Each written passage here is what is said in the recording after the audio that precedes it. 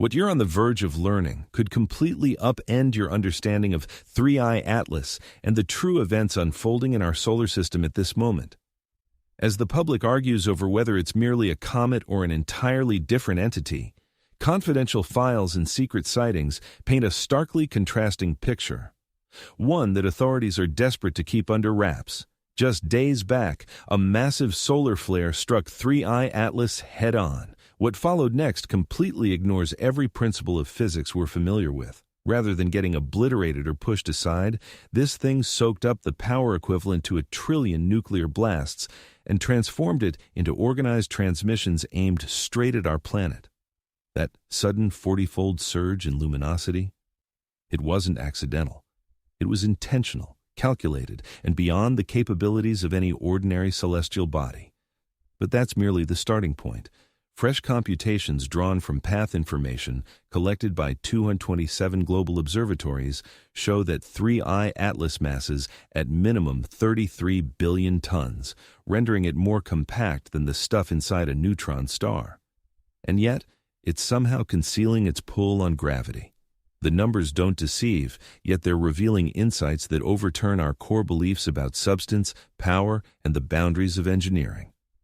Now, here's the part they're hiding from you. Those 20 experts who came forward were only the surface of a much larger issue. Scores of additional investigators faced coercion to stay quiet, their grants put at risk, their livelihoods ruined for probing too deeply. At the same time, advanced orbital monitoring systems built for defense purposes have picked up pattern signals from 3I Atlas that align with nothing in natural records. The time frame for whatever 3I Atlas has in store is narrowing to weeks and not longer. That December cutoff isn't guesswork. It's derived from orbital calculations and the most advanced project strategies on record. Be it an initial encounter with extraterrestrials or a much darker threat, the proof points to us realizing that our species has always shared the cosmos with others. Before we plunge into this mystery side by side, smash that thumbs up and sign up for notifications to keep tabs on this evolving saga.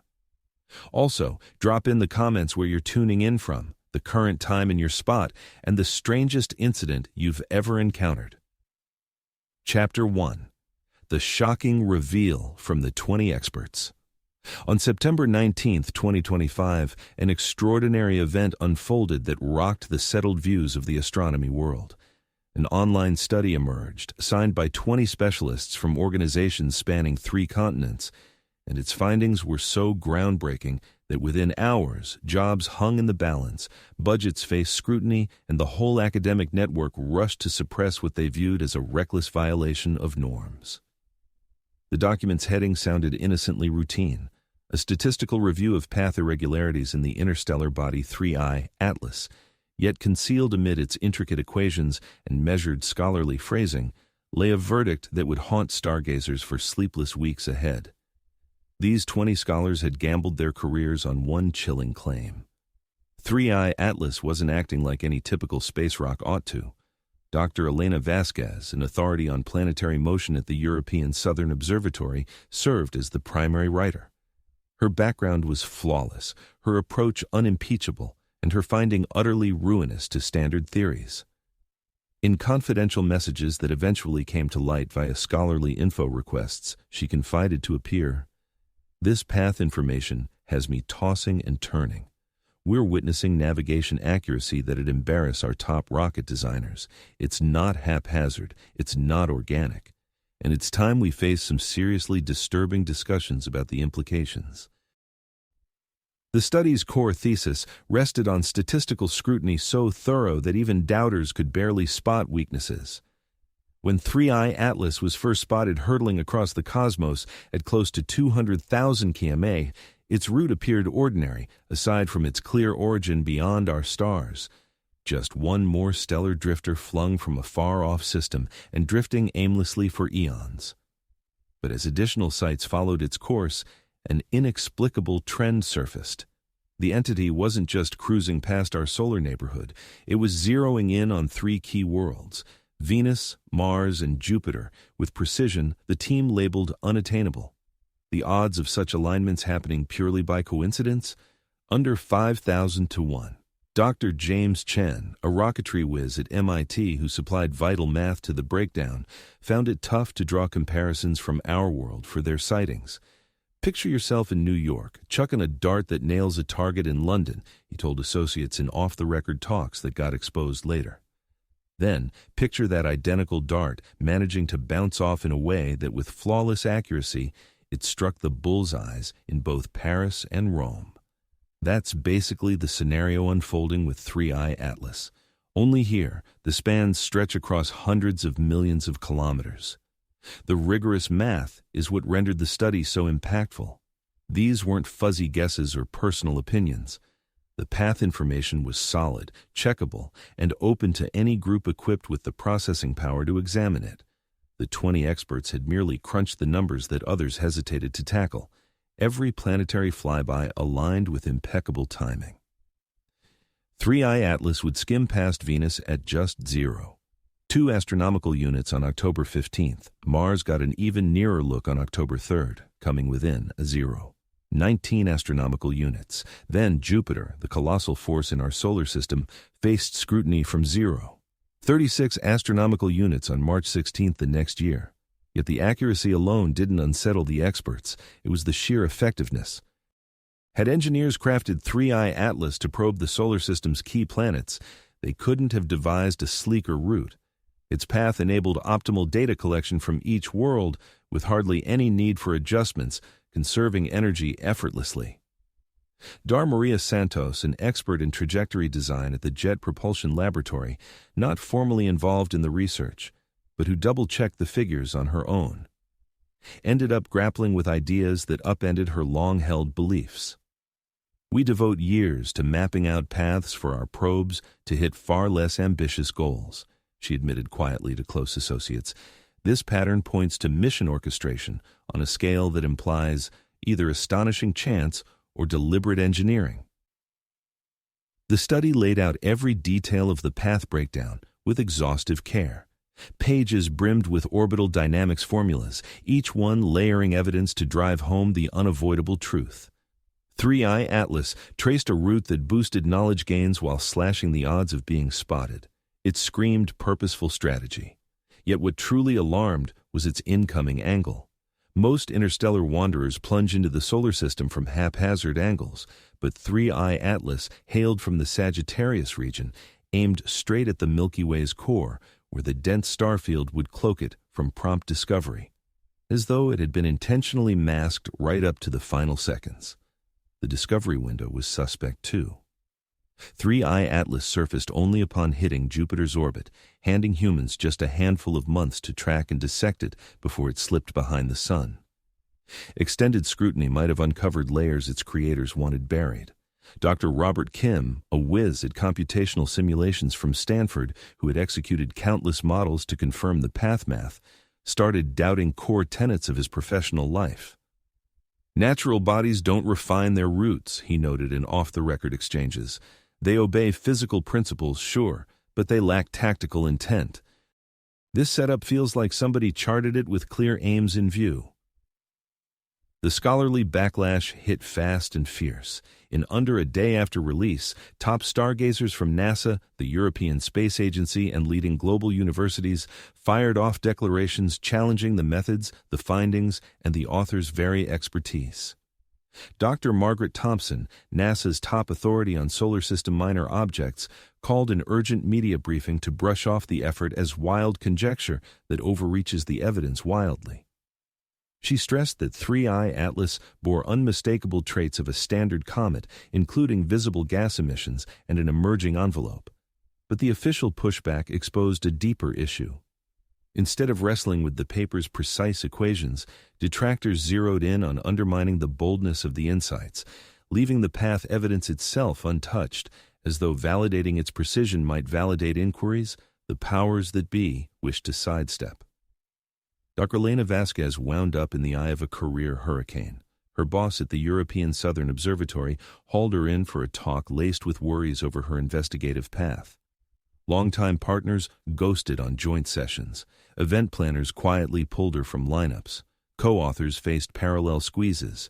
Dr. James Chen from MIT noted that his privileges for key processing tools had been subtly revoked. Dr. Santos from JPL suddenly discovered she was barred from the mission strategy sessions she used to join routinely. The signal was unmistakable. Defying established beliefs came with real career fallout. Yet the group of 20 researchers had foreseen such backlash. Through confidential exchanges, they weighed the dangers of going public and decided the stakes were far too important to bury for the sake of job security. If their theory held that 3i Atlas signaled artificial intelligence, then the world needed to hear it, no matter the discomfort for organizations. Once the article appeared, reactions poured in from well outside scholarly circles.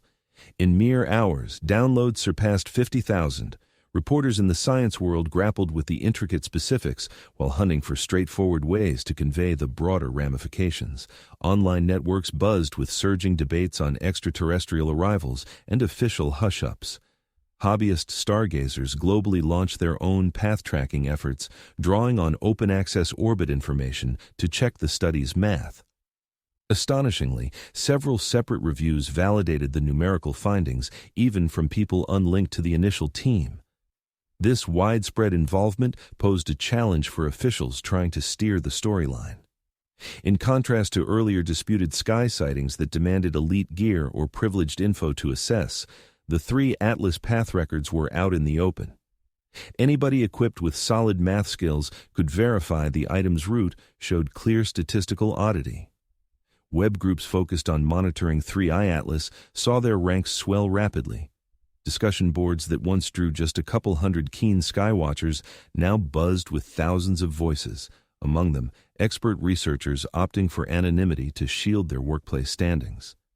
The 20 authors braced for career repercussions, but they never imagined the torrent of widespread attention their work would spark. Dr. Vasquez eventually confessed she'd envisioned a subdued scholarly exchange on methods and results. Rather, she emerged as a focal point in an international dialogue on our species' role amid the cosmos. Spy outfits worldwide zeroed in on the article's assertions and the uproar it stirred. Secret reports were drafted for top leaders, detailing the dire outcomes if 3 Atlas proved to be engineered intelligence. The projections ranged from benign knowledge sharing to perils endangering all of society. Yet the real breakthrough lay in what the study achieved after years of fruitless SETI hunts. It shifted notions of extraterrestrial encounters from mere conjecture to rigorous vetted research territory. 20 qualified experts had openly declared the data pointed to non-natural sources for 3i Atlas. The core science world faced a dilemma with no easy out. To validate the path, computations would endorse the chance of otherworldly minds reaching us. To reject them flat out might look like stifling valid exploration. Their chosen path sidelined the publication altogether, betting public curiosity would wane sans official involvement. That approach, however, misfired spectacularly. The quiet from leading space bodies struck many as proof the claims were too risky to tackle openly. Wild speculation thrived unchecked, spinning tales wilder than the 20 authors' measured ideas. Dr. Vasquez and her team turned into uneasy icons, their professional networks swamped by outreach from podcast hosts, film producers, and global reporters. They mostly turned down spots, aiming to let the findings stand alone without worsening ties at work. Still, the harm was irreversible. The study lent unprecedented legitimacy to ideas of alien visits through its exact orbital math, rendering outright scorn untenable as fantasy or delusion. As September wrapped and October dawned, 3i Atlas pressed on unyieldingly across the solar system, apparently unaware of the turmoil unfolding below. Each passing day yielded fresh sightings and metrics that bolstered or undermined competing views of its essence. The entity had evolved beyond mere celestial puzzle. It now stood as a gauge for our kinds, their readiness to tackle ideas that upended core beliefs about humanity's position in the cosmos. And those 20 researchers who boldly released their findings had made sure such notions couldn't be dismissed anymore. The orbital path showed no signs of fabrication. Oumuamua 32 was tracing a route that pointed to deliberate engineering over mere coincidence. Whether that engineering stemmed from unfamiliar natural forces beyond current human knowledge or from extraterrestrial minds was still up in the air. Yet one fact stood out clearly. The reassuring notion that Earthlings were the sole inhabitants of the cosmos had been rattled at its foundation by 24 experts committed to chasing the evidence, no matter the toll on their careers or reputations. The revelation had exploded onto the scene. Now the real issue loomed. Was the global scientific establishment and society at large ready to grapple with the fallout? Chapter 2. Avi Loeb's mothership idea explodes online. Avi Loeb had forged his professional path by exploring the extraordinary.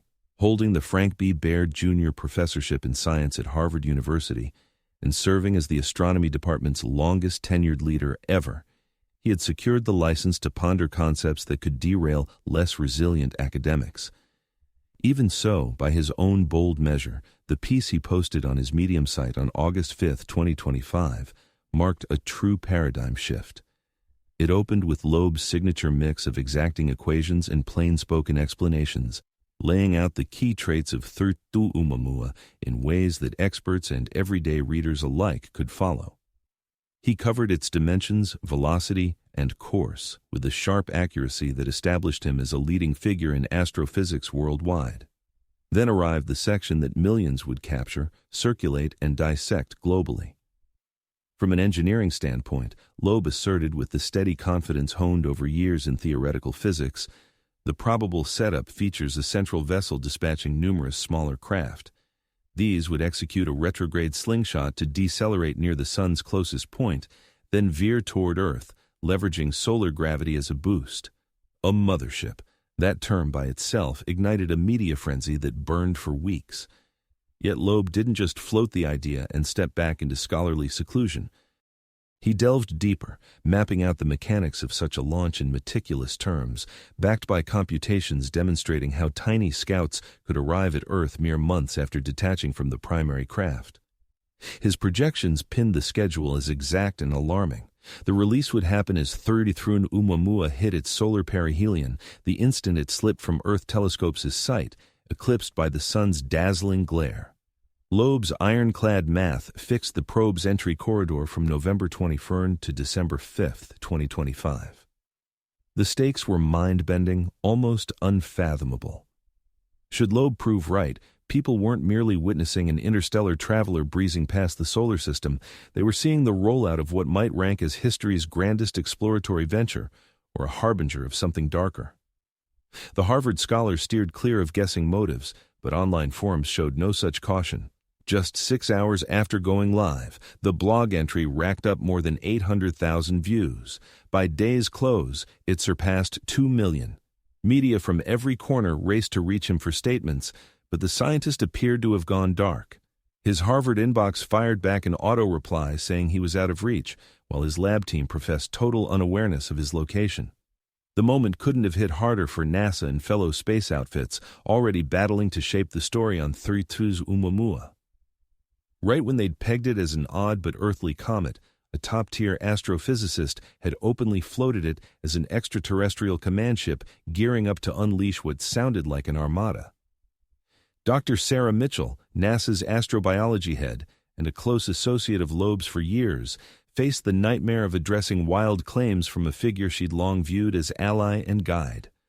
Professor Loeb's hypotheses stretch well past what the data justifies, she said at an emergency media briefing. Though we value his work in the field, these notions lean more toward guesswork than rigorous study. Still, Mitchell's calm rebuttal got lost in the flood of grassroots buzz that Loeb's writing had sparked.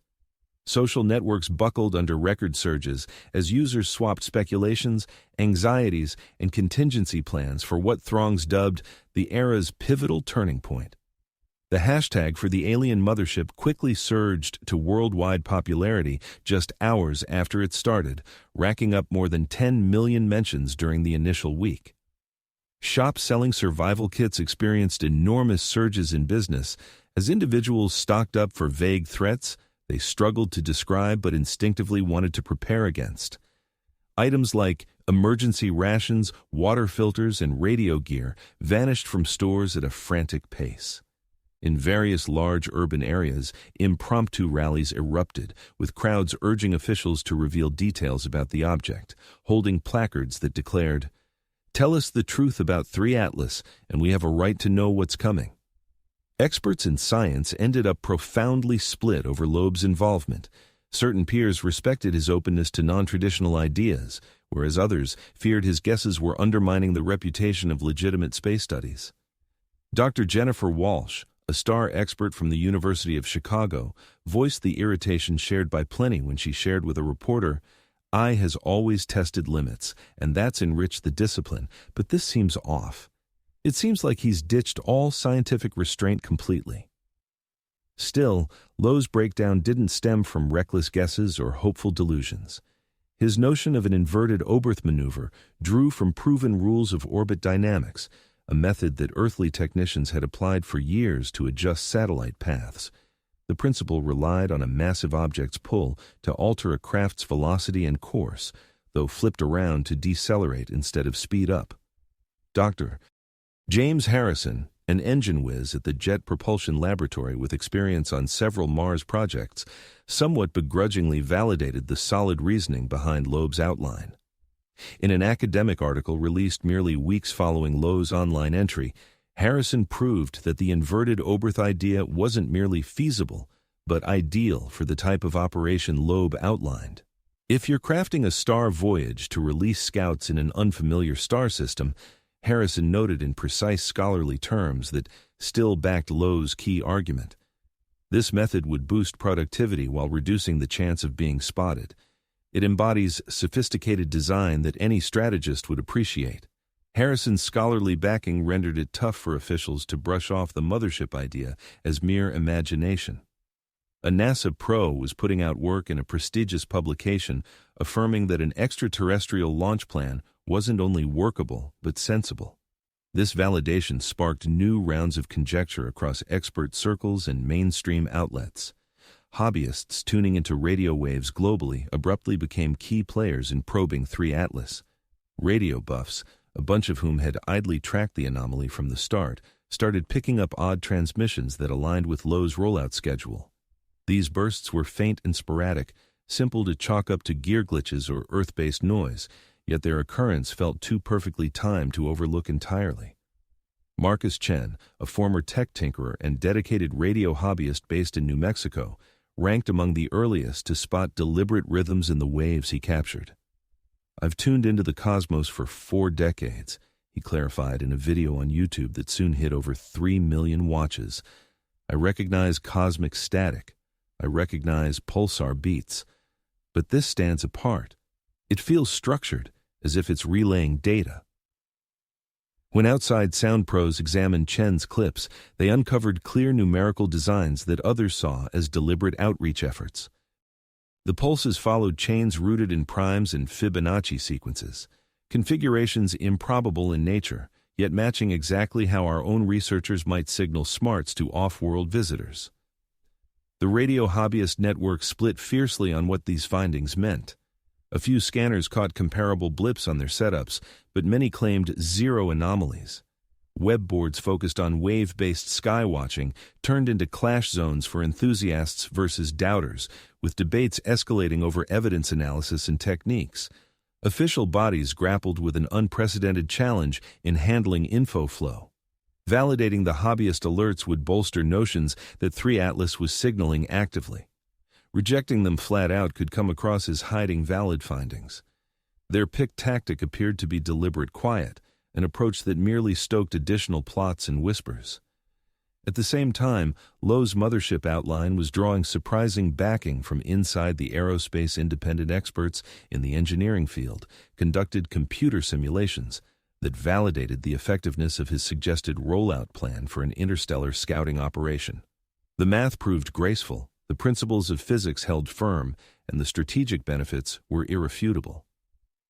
Dr. Elisa Park, an MIT systems engineer focused on multi-body orbital dynamics, released an in-depth review of LOE's concept that rippled across scientific and defense circles alike. Her research showed that 3 Atlas could, in theory, release numerous compact probes without deviating from its core path, establishing an extensive mapping grid across the inner solar system. The rollout method outlined by Loeb would facilitate methodical scouting of key planetary objects while upholding mission secrecy, Park noted in phrasing that resembled a defense report rather than scholarly discourse. This embodies advanced operational design surpassing our existing technologies. The global reaction to Lowe's hypothesis exposed the profound worries that nations worldwide held regarding 3. Space organizations, which had previously brushed off extraterrestrial ideas, started tempering their comments with precise wording on active probes and shifting insights. Russia's stance stood out notably. Dmitry Volkov, director of the Russian Academy of Sciences Institute for Space Research, spoke to official broadcasters, proposing an urgent boost in global collaboration for monitoring 3 Atlas. This entity embodies events beyond the grasp of any one country in isolation, he remarked with rare candor. We need to combine our assets and exchange our findings if we aim to grasp the nature of this sighting. China's National Space Administration, known for its reserve in space monitoring, abruptly started providing intricate trajectory info to global allies. Such rare openness sparked inquiries into what discoveries Chinese researchers had made that prompted a departure from long-standing data-sharing traditions. The European Space Agency unusually assembled an urgent gathering of its Space Situational Awareness Initiative, uniting specialists from various European nations to evaluate the ramifications of Lowe's outline. Although the formal results of this assembly remained confidential, disclosed files indicated that the group was discreetly formulating backup strategies for handling possible extraterrestrial encounters. Social networks faced challenges containing the surge of material tied to Lowe's carrier craft idea. Speculative narratives proliferated rapidly, blending valid scientific worries with outlandish tales of extraterrestrial assaults and official concealments. Algorithm-based suggestion engines boosted the most captivating material, which tended to prioritize drama over precision. The mental toll of Lowe's outline started appearing in tangible forms. Counselors in mental health noted sharp upticks in stress-related consultations, especially among those fixated on plotting arrival paths and launch schedules. Virtual communities emerged to support those dealing with what experts labeled as contact apprehension, the dread that humankind lacked readiness for impending developments. Faith-based groups wrestled with doctrinal questions they had seldom pondered deeply. Certain figures viewed 3 Atlas as evidence of heavenly involvement, whereas others regarded it as a challenge to belief. The Vatican released a measured declaration recognizing that Christian divinity includes boundless scenarios while stressing that apprehension must not eclipse confidence in divine direction.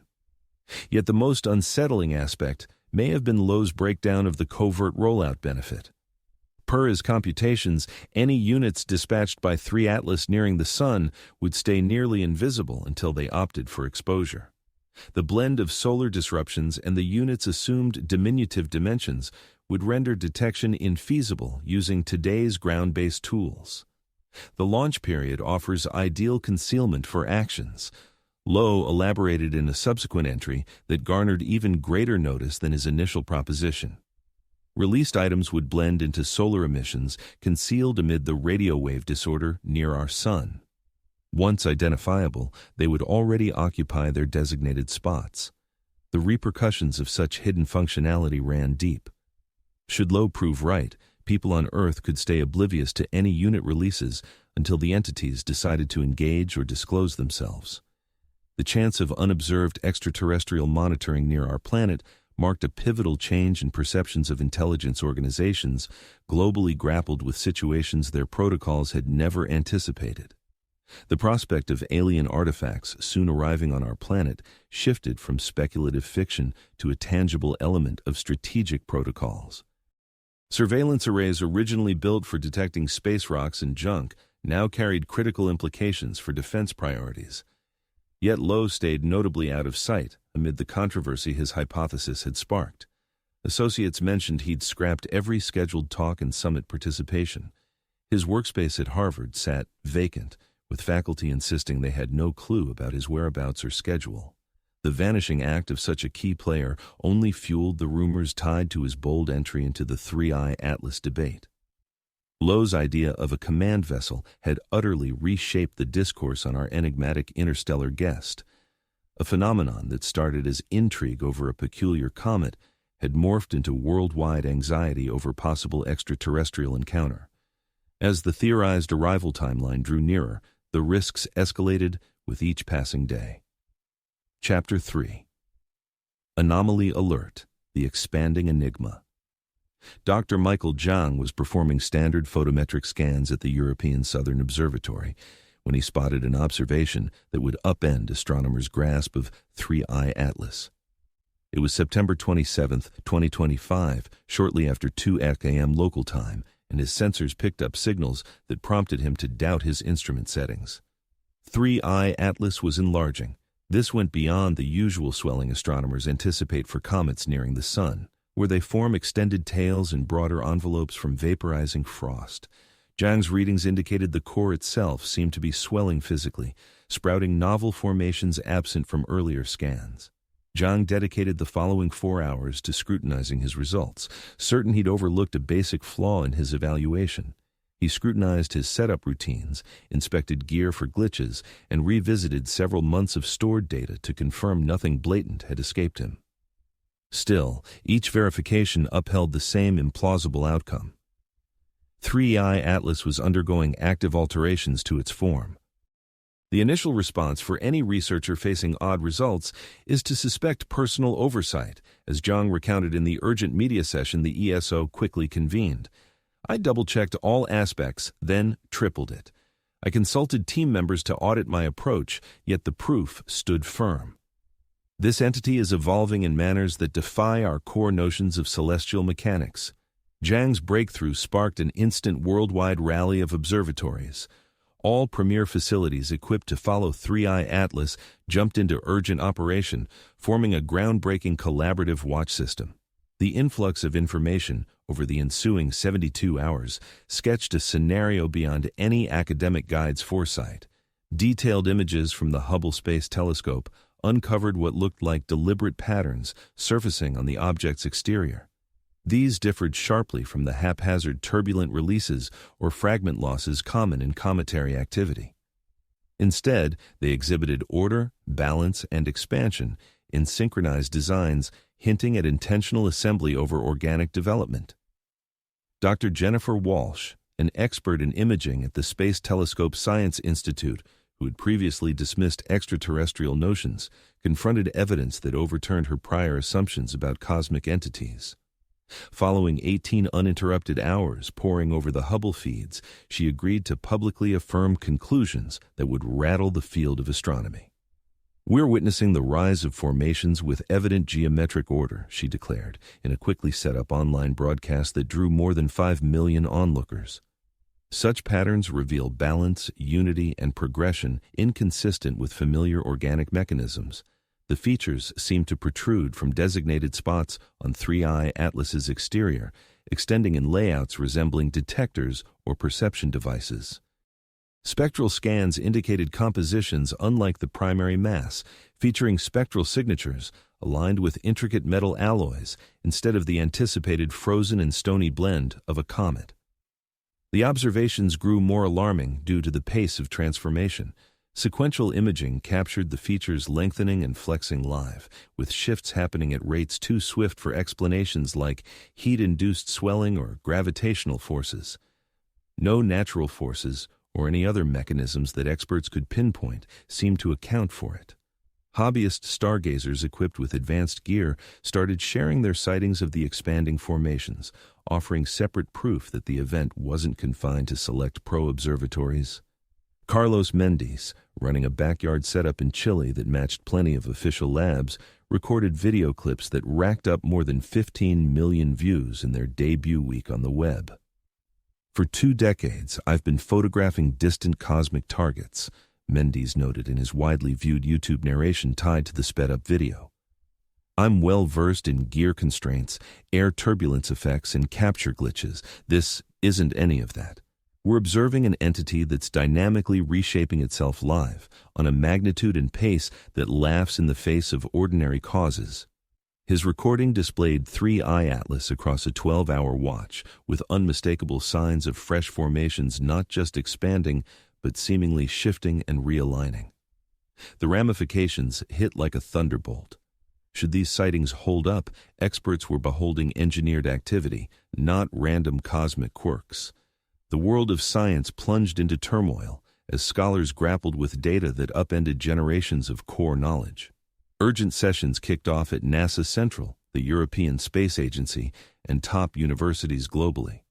Review cycles that usually dragged on for months got squeezed into mere days, while researchers hurried to release their breakdowns of the fast-shifting crisis.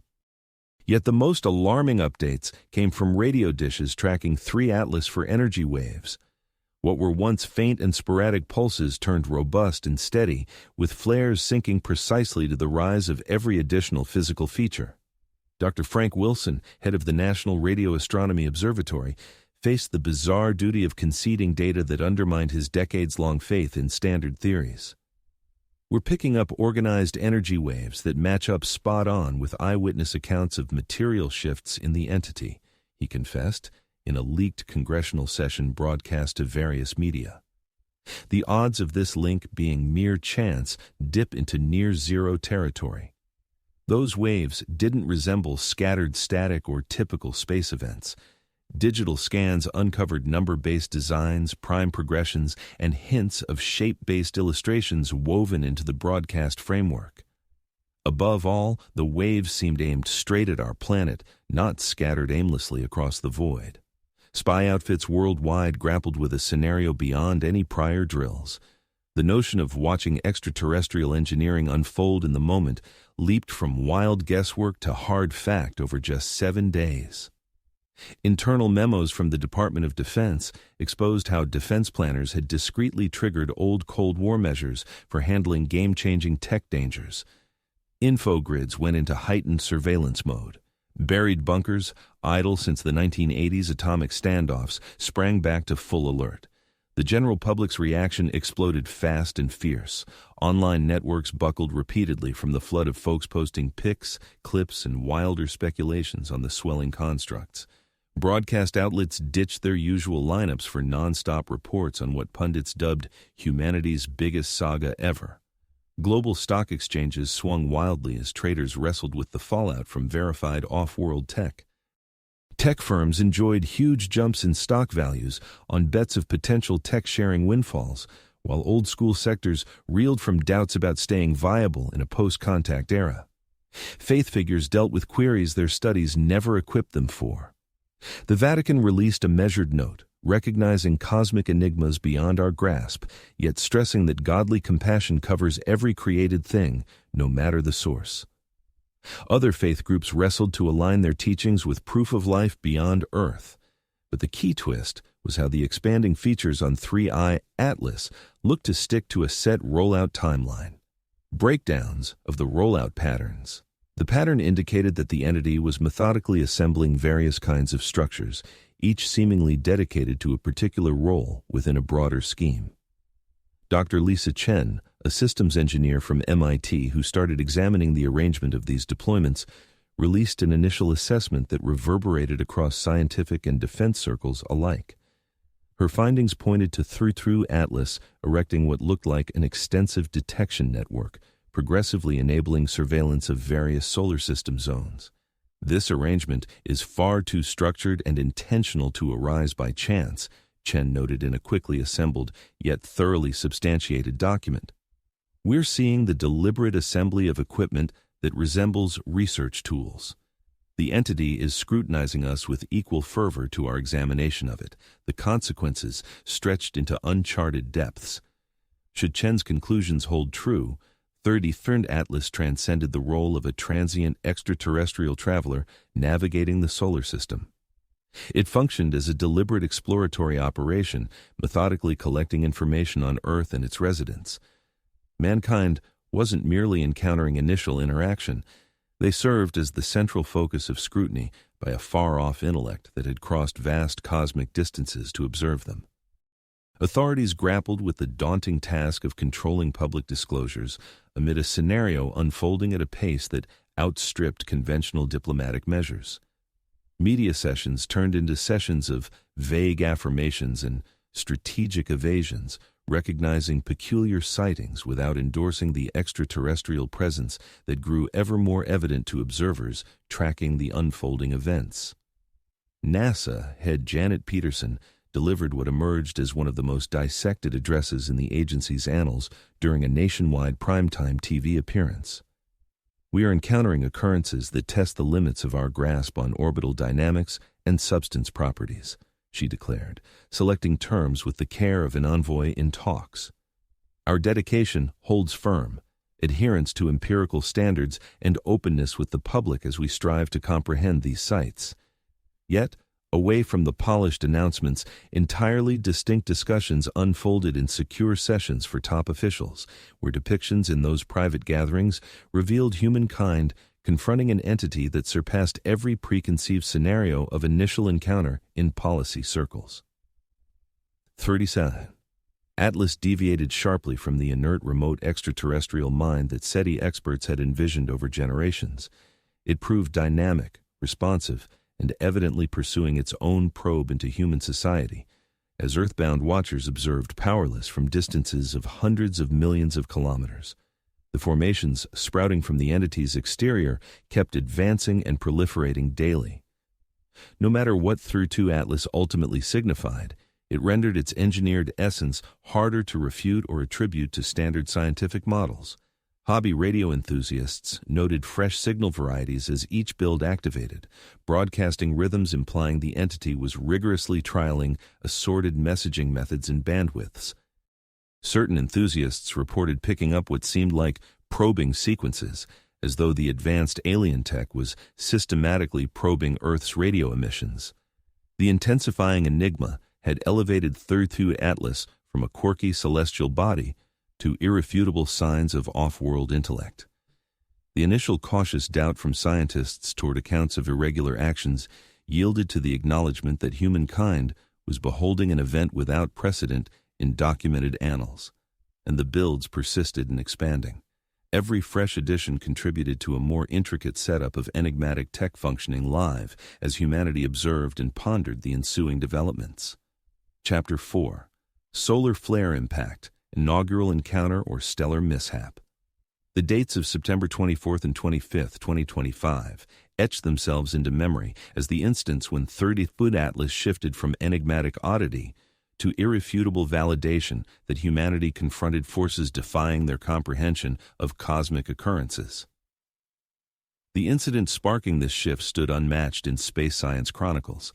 A head-on impact between an extrasolar body and one of the sun's fiercest outbursts. A coronal mass ejection, the cataclysmic expulsion of billions of tons of ionized matter from the solar atmosphere, had burst forth on September 19th with the power of 1 trillion hydrogen explosions. Such incidents recur as elements of the sun's routine activity, propelling charged gases into the void at speeds surpassing 1,000 kilometers. NASA's Space Weather Prediction Center had monitored this specific ejection via T. According to routine surveillance procedures, advanced simulations indicated the event would traverse void regions without incident, evading significant celestial entities by substantial distances. However, the simulations overlooked the presence of 3 ILAS directly in its trajectory of devastation. Dr.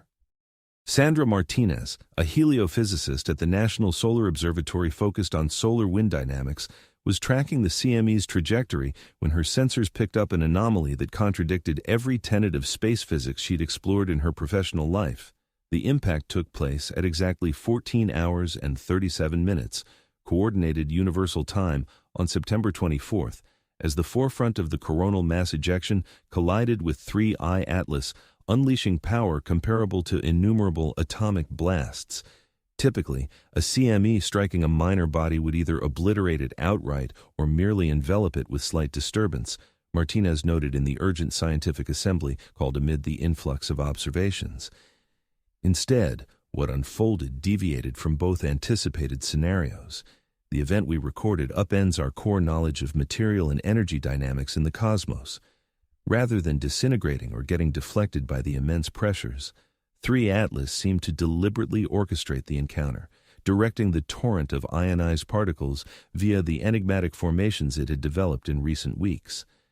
Its luminosity surged precisely by a factor of 40, elevating it from a mere observational oddity under telescopes to a fleeting sight discernible without aids from our planet, even at such vast separation. Yet the most remarkable feature wasn't this striking illumination boost. It lay in the deliberate orchestration of the sequence. Spectral examinations showed the energy intake was meticulously targeted, with various electromagnetic spectrum bands routed through distinct segments of the entity's evolving architectural framework. The occurrence evoked an intricate engineered apparatus crafted to capture and harness the turbulent forces of solar eruptions. Dr. James Thompson, a plasma physicist from Princeton University with years devoted to solar wind engagements with planetary magnetic fields, suddenly doubted the bedrock principles that had shaped his research. The entity seems to have purposefully navigated the CME interaction, he noted in a confidential document that eventually surfaced via media leaks. Such mastery over electromagnetic fields and power regulation demands capabilities far beyond our technological grasp by exponential degrees. The uptake phase endured for precisely 4 hours and 17 minutes, during which 3I Atlas methodically transformed the disordered plasma barrage into structured electromagnetic outputs. Global radio observatories captured patterned broadcasts originating from the entity throughout this interval, emissions displaying clear hallmarks of artificial cognition and intentional outreach. These pulses differed profoundly from prior space detections. They evaded the erratic radiostatic typical of astronomical events. They also transcended the basic numeric sequences theorists had hypothesized for initial interstellar dialogues. These constituted intricate multi-tiered dispatches seemingly laden with immense data volumes, embedded in elaborate schemes defying human computational prowess to unravel. Dar Alan Foster, head of the SETI Institute and a lifelong hunter of such indicators, confronted the bizarre reality of declaring that humankind might have intercepted its inaugural verified alien missive. The broadcast architecture exhibits numerical exactitude, data compactness, and ciphering complexity. Pointing to superior engineered intellect, he declared at a media event aired across all prominent global outlets, "It seems we're observing a data exchange of such magnitude and refinement that it implies an origin beyond Earth." The substance of these dispatches stayed maddeningly obscured, impervious to all decryption techniques wielded by our premier computing arrays. Code specialists from the National Security Agency, the UK's government communications headquarters, and parallel agencies globally were discreetly tasked with the most critical cryptanalysis push since the Allies' Wabetiwano Sao assault on the Enigma code. Their findings proved both captivating and alarming. The pulses were secured via mathematical foundations unfamiliar and unapplied in human encryption practices. Certain evaluators proposed that the securing approach ITSE. Such disruptions could form an integral part of the deliberate message, showcasing the originator's advanced tech prowess instead of hiding particular details. Yet the most alarming finding was that these signals weren't scattered haphazardly across the cosmos. Detailed examination of the signal paths showed they were intentionally directed at our planet, with certain elements zeroing in on key areas like densely populated cities and vital tech hubs. Dr. Maria Santos, an expert in communication theory from the University of California, Berkeley, released a study that rocked experts in security outfits globally. Her findings indicated that 3I Atlas wasn't merely reaching out to us. It seemed engaged in a methodical tech assessment of our society. The signal layouts align closely with worldwide population clusters, EM traces from big cities, and sites of our top research facilities, Santos noted in a scholarly yet censored paper. This looks like organized scouting and info collection, not a bid for friendly dialogue.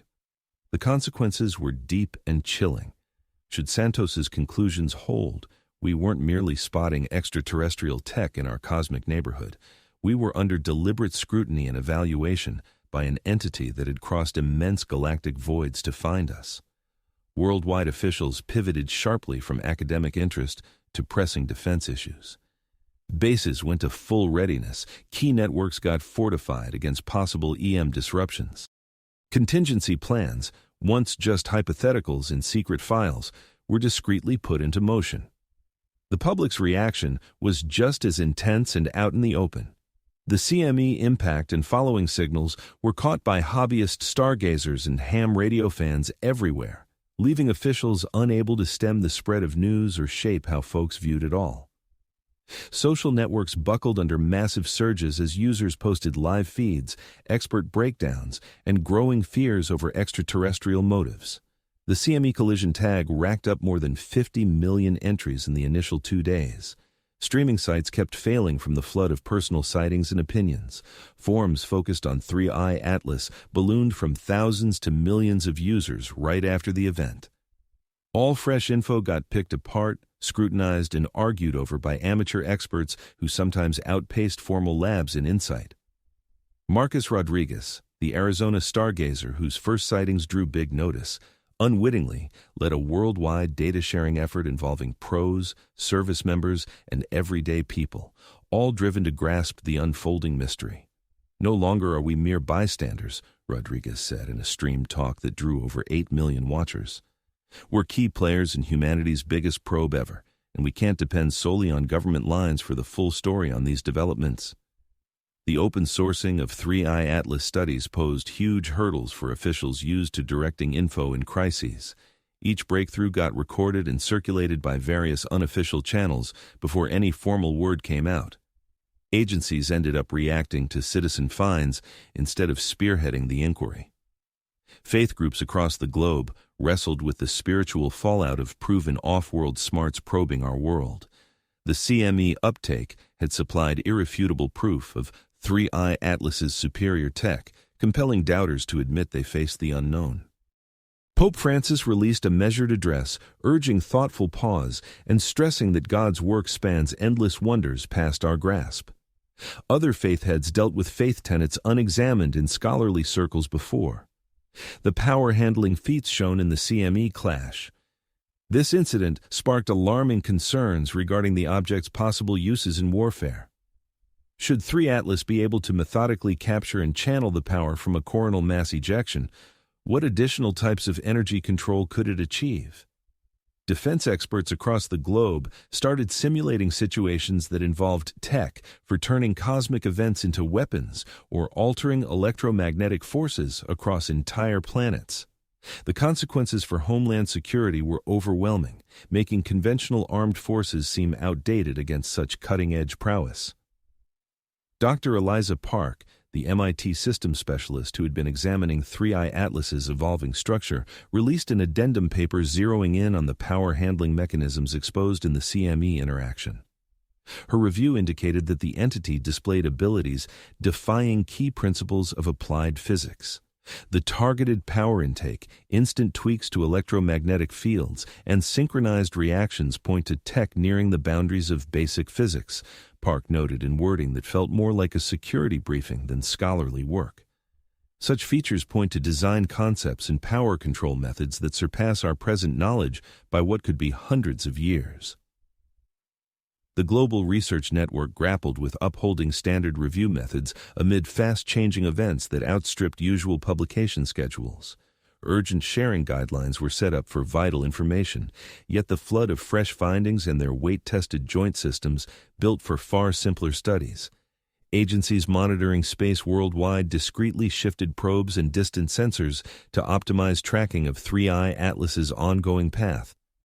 The entity's show of dynamic tech features had shifted it from mere oddity to a hazard demanding non-stop surveillance. The CME impact also uncovered another issue that worried those poring over the records. The power uptake seemed to boost 3i Atlas's tech features beyond just fueling current operations. Fresh buildups appeared right during and soon after the clash, hinting that the entity was leveraging captured star power to grow its functions. Hobbyists with radio gear picked up brand new signal varieties after the CME hit, broadcast patterns absent from earlier logs. These emissions indicated that 3 Atlas had switched on extra features or tools that lay inactive before. The clash's schedule sparked further doubts that left some watchers profoundly uneasy. The CME hitting 3I Atlas was a standard sun flare, yet the entity's reaction implied readiness for precisely that. The organized power collection hinted at deep insight into solar storms and intentional placement to snag the ejection. Should 3I Atlas have deliberately set up for the CME, the fallout was immense. It would mean the extraterrestrial mind held precise grasp of sun dynamics and plotted its route to exploit cosmic fuel for its tech needs. The clash had reshaped talks on 3I at last, moving from guesses on its makeup to pressing probes into its aims and powers. The entity showed tech finesse far beyond human feats by vast degrees, and it was deploying that to probe earthly society. As September wrapped and October started, Thyrtis at last pressed on unyieldingly toward the solar system's core. Now, plainly exposed as vastly more intricate and perhaps hazardous than first thought. The CME clash had erased the last shreds of chance it was a natural body, forcing humankind to face an entity visiting and scrutinizing them with motives and strengths wholly mysterious. Chapter 5. Unthinkable Weight, 3 Billion Ton Terror. Doctor. Richard Kett had endured 3 nights without rest, crunching figures that ought to have been straightforward yet yielded outcomes undermining core astronomical views on orbital rules. Teaming with Avi Loeb and Peter Vez, the astronomer from South Africa, was dissecting 4 months' worth of location records for 3I Atlas WH. Then, researchers uncovered an anomaly that compelled the scientific world to grapple with an implausible truth. The entity deviated from the path it was expected to trace. This went beyond the navigational accuracy that had already perplexed experts. At its core, this defied elemental principles of physics. As something travels across the cosmos, it reacts to gravity's pull, the push of solar radiation, and any venting from its exterior. Such influences produce subtle yet quantifiable shifts in direction, which scientists leverage to determine weight, makeup, and inner makeup. Yet 3I Atlas acted as though shielded from influences that ought to alter its course. We examined 422 separate location readings from 227 global observatories, Clow noted at the media briefing that would soon gain fame as the instant the 3I Atlas enigma turned unmistakably otherworldly. The dataset covered 4.5 months of non-stop monitoring, offering unmatched accuracy in following this thing's path. The review exposed a breach of core beliefs about celestial motion. Even with obvious signs of intense venting, the sort of substance expulsion that typically generates powerful thrust-like effects, 3I Atlas displayed zero detectable shift from a straightforward gravity-driven route. The ceiling on any extra gravitational push proved tinier than the tool's own detection thresholds. This forged an unsolvable puzzle. The Webb Space Telescope had recorded the object shedding 150 kilos of matter per second, expelled at speeds of 440 meters. Per Newton's principles of motion, this outflow should have nudged 3I Atlas astray by margins readily observable.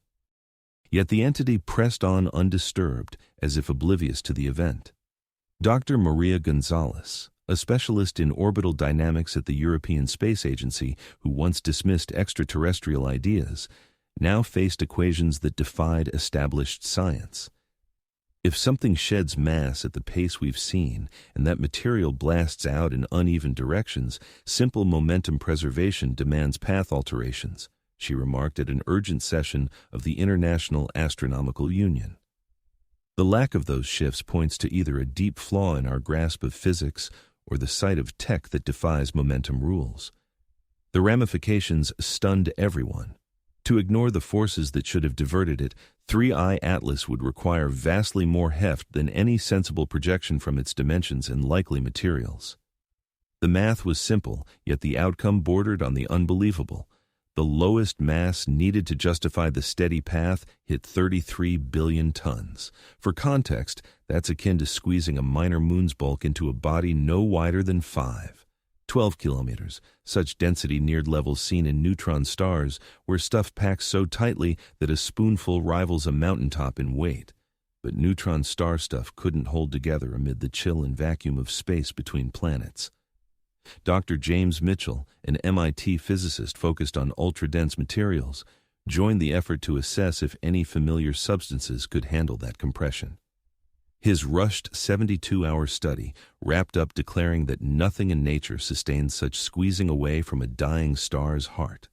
These density figures demand either undiscovered weird matter forms or engineered insides that outstrip our tech by leaps and bounds, Mitchell outlined in his quick but thorough report.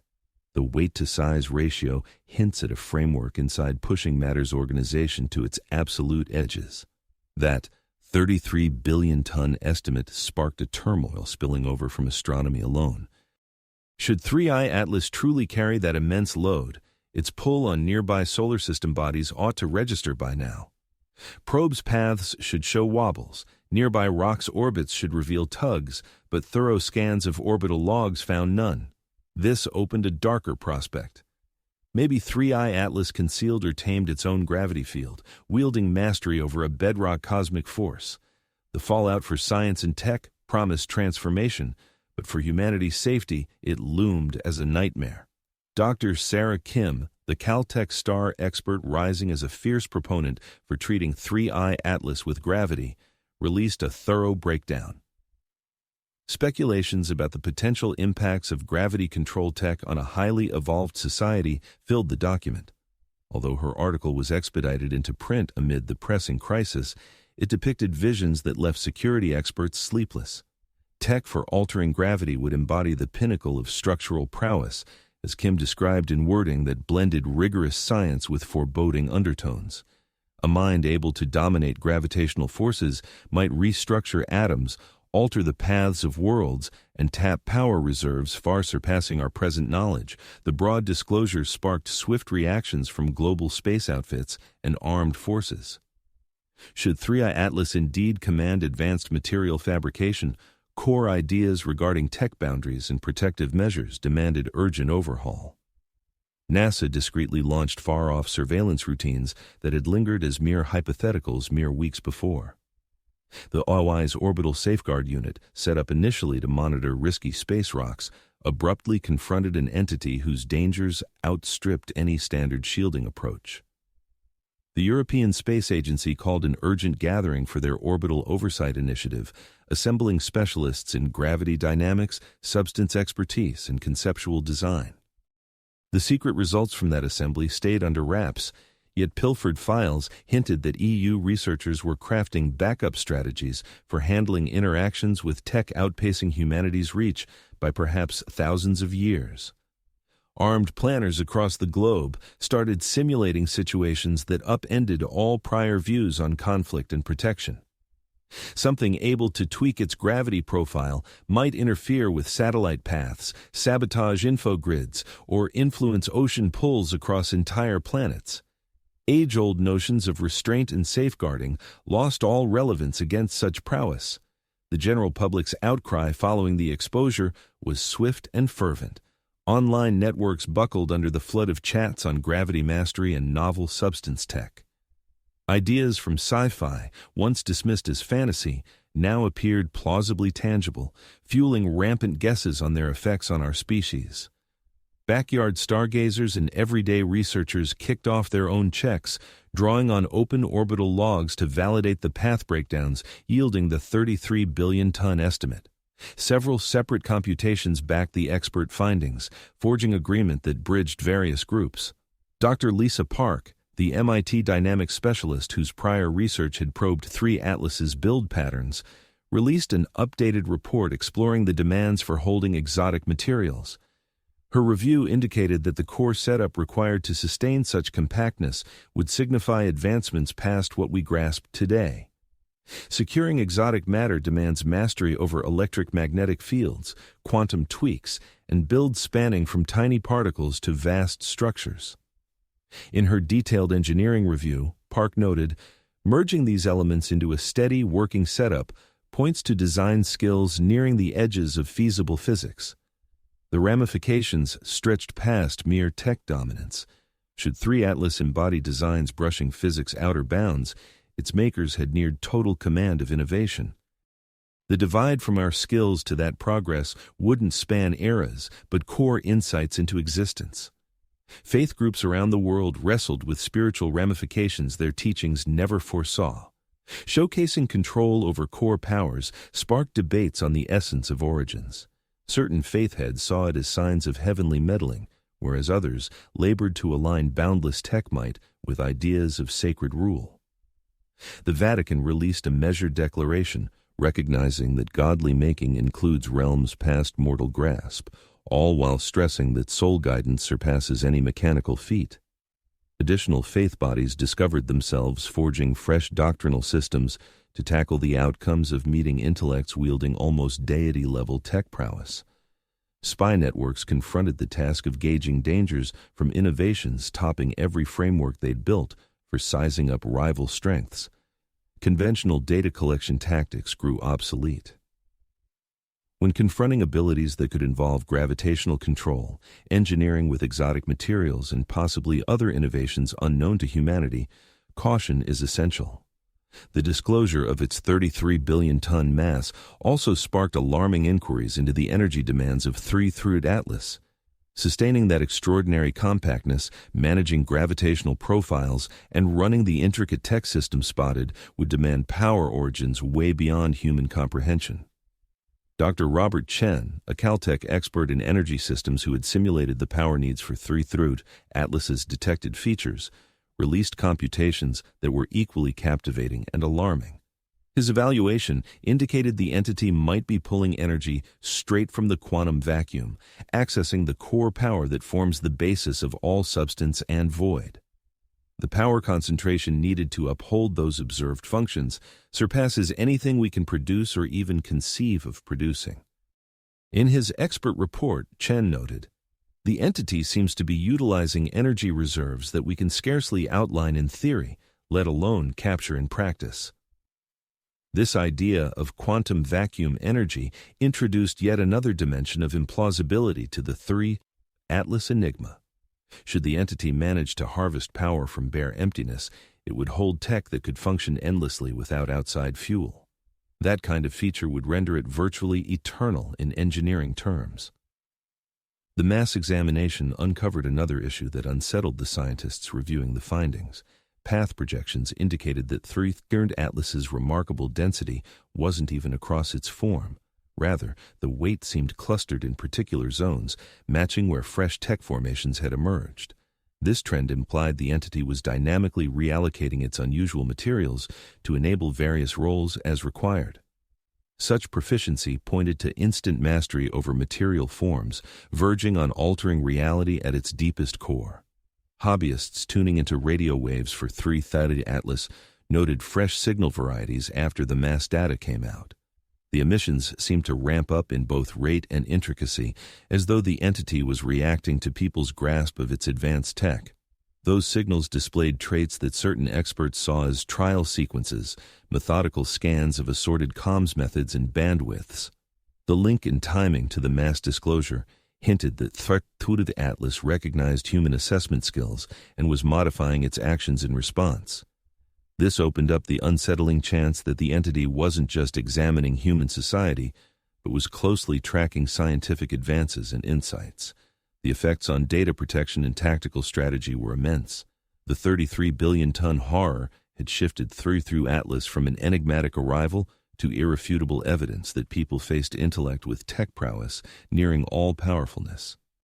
The entity embodied design pushing the edges of physics possibilities, powered by sources humans could hardly grasp and showing insight into human evaluation skills. As October advanced and 3 Atlas kept nearing the solar system's core, every fresh sighting built a broader view of tech dominance that dwarfed human efforts in primitiveness. The mass unveiling had compelled people to face the chance of being judged by intellect, whose skills were so superior that the line between invention and natural principle blurred into irrelevance. Chapter 6: Solar Eclipse, the Vanishing in October. On October 29, 2025, stargazers would later dub it the start of the most aggravating and frightening chapter in cosmic watching history. That day, 30 Atlas would hit perihelion, its nearest pass by the Sun, and in the process, slip behind our star's overwhelming glare for almost 6 weeks. The schedule was ideal for any mind that favored working unseen by people.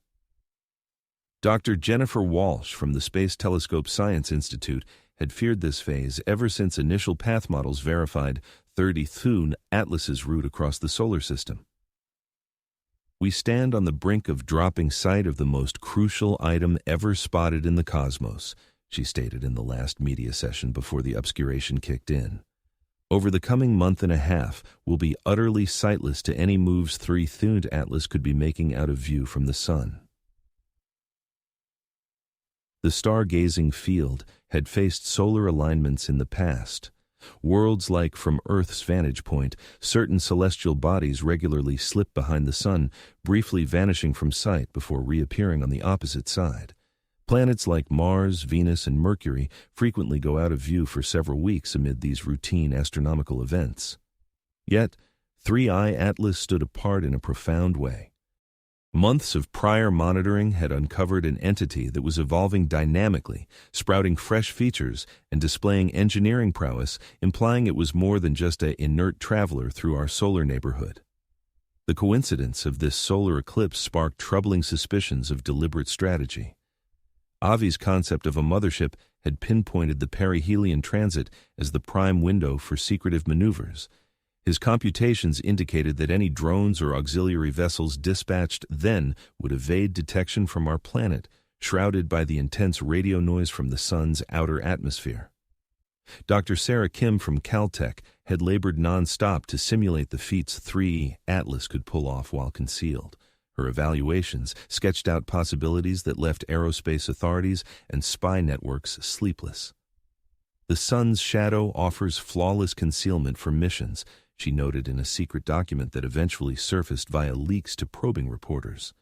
Deployments of tech, shifts in path, or scouting missions carried out in that span would stay totally hidden from ground observers. The consequences were immense. Should 32 Atlas prove to be a man-made entity harboring aggressive aims, the coming 6 weeks would furnish a prime opportunity to ready any schemes its operators envisioned. On the flip side, if this thing embodied a benign exploratory venture, the eclipse phase could mark its peak era for gathering and processing data. NASA's Planetary Defense Coordination Office grappled with the novel challenge of bracing for dangers beyond any existing guidelines. Conventional methods for monitoring rocks in space depended on steady tracking to forecast paths and evaluate strike dangers. However, 3I Atlas posed a puzzle far trickier than mere crash hazards. It seemed like a smart apparatus that could resurface from the Sun's veil, bearing radically transformed functions or goals. The organization discreetly engaged far-reaching surveillance arrays originally built for following orbital weapons and junk. Telescopes tuned to radio waves across the globe got adjusted to catch stray signals slipping past the Sun's radio barrier. The rosiest projections held that such attempts would only pick up the loudest broadcasts, rendering the bulk of 3I Atlas's conceivable doings utterly undetectable. The European Space Agency went to unusual lengths by redirecting multiple of its distant surveillance probes to sustain partial watching amid the obscurity. These adjustments demanded expending vital propellant stocks and would cut short the service lives of those vessels. Yet the prospective intel gains justified the cost. Russia's Roscosmos pursued comparable setups, with most details kept under wraps. Intercepted messages hinted that their experts worried especially over the chance that 3I Atlas might exit the solar transit with tweaked flight details. Such adjustments would demand deliberate thrusting, irrefutably proving the thing fell under deliberate guidance. China's National Space Administration, upholding their rare openness on 3I Atlas sightings, released precise forecasts on its reemergence timing, assuming a steady course. These figures gave the Global Alliance a schedule to check for path deviations during the unseen interval. Hobby stargazers everywhere geared up for their most aggravating stretch yet. For ages, they had supplied vital sightings and breakdowns to unraveling 3I Atlas. Now, they faced powerless suspense as humanity's premier enigma performed mysterious feats out of reach. Marcus Rodriguez, whose Arizona setup had turned into a hub for public involvement in science, rallied an international group to scan the sun's halo for odd signs hinting at 3I Atlas's influence. "We might not spot the thing itself," he clarified in a clip that drew more than 12 million watchers, "but we could pick up indirect impacts if it's engaging with the sun's surroundings." The alliance Rodriguez formed encompassed thousands of amateur astronomers. Observers spanning 6 continents synchronized their monitoring efforts to keep tabs on the enigmatic maneuvers of the 3I Atlas. Tracking solar phenomena demanded advanced gear and stringent safety measures, yet the passion of these hobbyist enthusiasts sparked an extraordinary level of surveillance. Expert solar scientists, thrust into this unforeseen crisis, began partnering with novice skywatchers who were novices to solar studies. Amid the 3I Atlas emergency, Dr. Lisa Santos from the National Solar Observatory noted that her facility was inundated with solar data volumes surpassing any prior record. Much of this influx came from stargazers who had shifted their focus from distant galaxies to our closest stellar neighbor. The looming darkness of the blackout left a tangible mark on global human psyche. Online forums buzzed with rampant conversations speculating on 3I Atlas's secretive actions. Support networks for coping with worry saw membership surges as individuals grappled with the dread of solar system unknowns. Faith-based groups geared up for deep introspection and communal worship. Numerous influencers viewed the solar eclipse as a divine trial, compelling people to rely on higher powers amid ignorance of cosmic happenings that could shape civilization's destiny. Worldwide, congregations in cathedrals, Islamic centers, Jewish houses of worship, and sacred shrines arranged dedicated rituals. Financial exchanges endured wild swings as traders factored in possibilities from benign encounters to world-ending disasters. Tech firms watched their market caps yo-yo on bets about sharing advanced insights. Arms manufacturers rode comparable ups and downs, while experts questioned the utility of standard armaments against forces defying known physics. Official bodies wrestled with preserving stability when verified updates would dry up entirely. Emergency measures kicked in to handle potential disorder stemming from hearsay, guesses, or widespread fear over 3I Atlas's concealed operations. Plans emerged for countering the surge of wild theories that thrive without solid evidence. The blackout schedule also disrupted scholarly pursuits. Newly launched inquiries into 3I Atlas faced abrupt pauses right when breakthroughs seemed imminent. Grant providers grappled with sustaining backing for probes that could lose pertinence based on the entity's unseen feats. Dr. Elena Vasquez, primary researcher behind the initial report on 3I Atlas's bizarre path, confronted the irony of foreseeing humankind's inaugural brush with extraterrestrial minds, yet being sidelined from its pivotal moments. "We've devoted months proving this entity shows signs of intellect," she stated in her last media briefing pre-darkness. "Now, we sit back and observe what that mind opts for when it realizes our gaze is averted." Global space experts forged novel data exchange systems for the concealment phase. Even faint or unclear signals would relay instantly to every involved entity. This unity marked a candor level unattainable in the Cold War days. Yet the stakes compelled even longtime opponents to unite. Spy networks braced for what experts dubbed the most extended gap in oversight ever recorded. Orbital arrays built for earthly dangers now felt woefully short against the specter of otherworldly tech lurking in our solar backyard. Fresh guidelines arose for reshaping military tactics amid overnight shifts in tech paradigms. This solar veil also sparked unease over psyops and info battles. Should 3I Atlas embody adversarial smarts, the unseen stretch could be a calculated ploy to amplify human unease and disarray. Its makers would grasp how 6 weeks of total ambiguity could strain societal frameworks more than outright clashes. On the flip side, if 3I Atlas signaled goodwill, the obscurity might stem from mere celestial alignments rather than intent. Solar alignments remain routine sky events, indifferent to any entity's wishes. The seemingly deliberate scheduling could well be a matter of chance instead of design.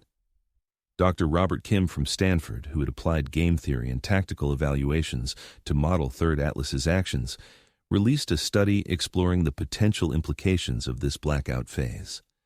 In his evaluation, Kim posited that the informational combat advantages of such timing were profound enough to dismiss any notion of pure happenstance. Interactions with a less mature society from a sophisticated intelligence source would grasp the mental effects of ambiguity and seclusion, as Kim outlined in his tactical review. This solar eclipse invisibility offers peak sway over minds while safeguarding secrecy for ongoing endeavors. Radio hobbyists geared up for rigorous surveillance throughout the seclusion. Although direct sightings were out of the question, electromagnetic transmissions could potentially be picked up if Third Atlas opted to broadcast while eclipsed by the sun. Dedicated reception methods were set in place to catch the faintest traces that could signal persistent operations.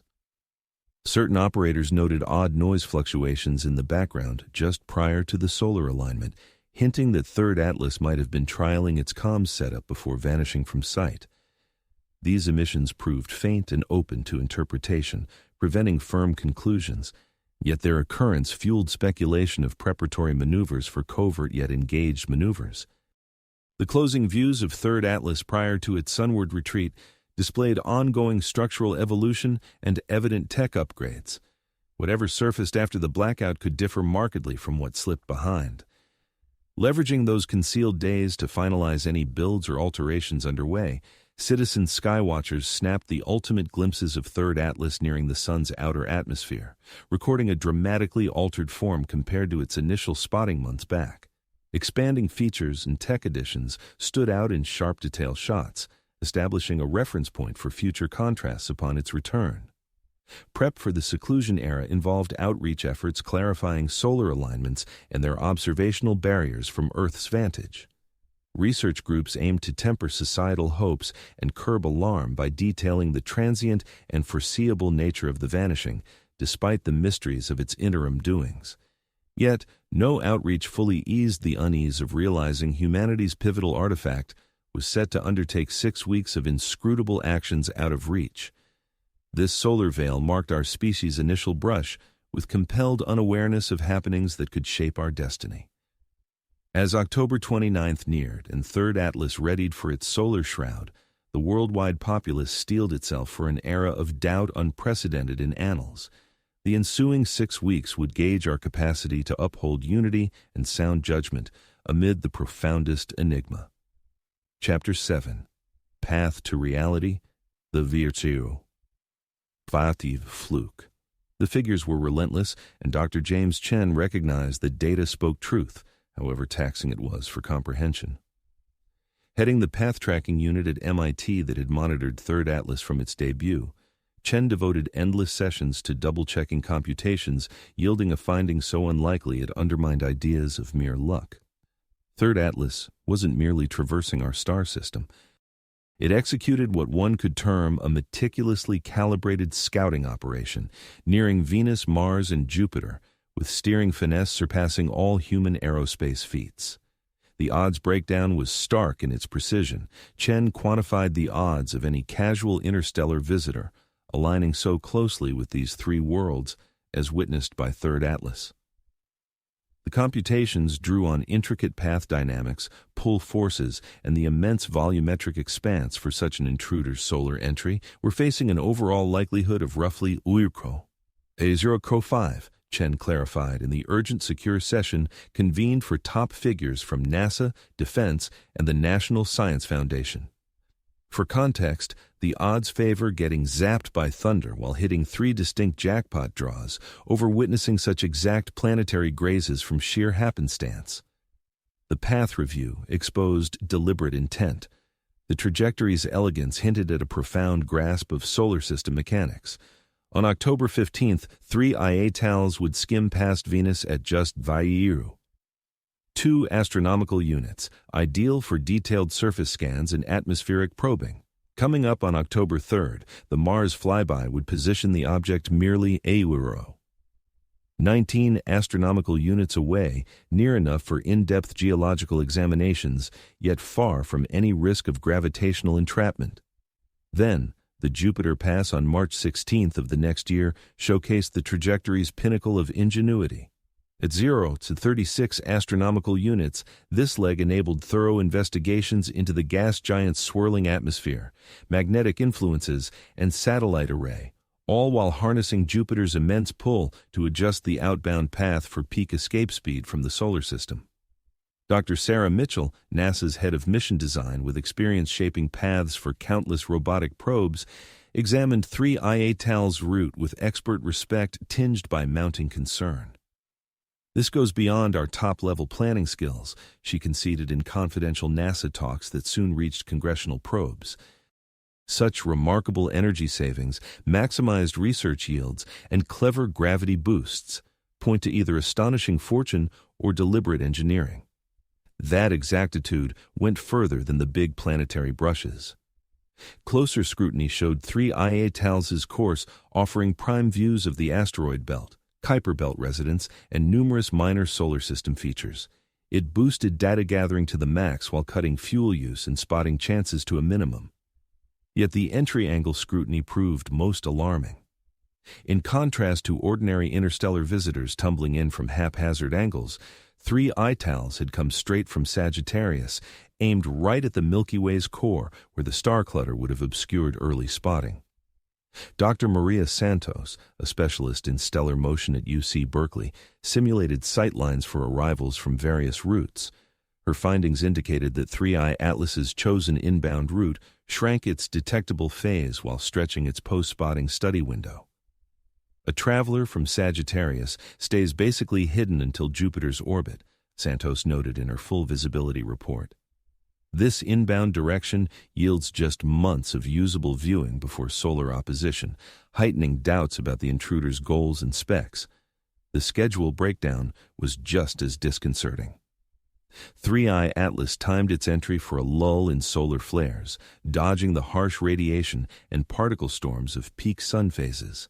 It also synced with handy planet lineups that amplified the payoff from every pass. Chen's group ran simulations on countless entry options, varying timings, angles, and routes to pinpoint the best setups for scouting. Their work verified that 3I Atlas stuck to an impeccable route for probing human society with low detection and short scrutiny periods. Even finer touches in navigation betrayed advanced forethought. The spin rate seemed tuned for peak solar array output, assuming solar energy reliance, and the body's alignment ensured balance against pull during intense speed shifts. Dr. Robert Kim from Stanford, who dissected 3I Étoile's through game theory and tactics lenses, issued a study viewing the path as a spy-gathering ploy. It displayed stealth savvy surpassing typical covert military ops. The route carries hallmarks of a meticulously orchestrated intel quest, Kim stated in his tactics review.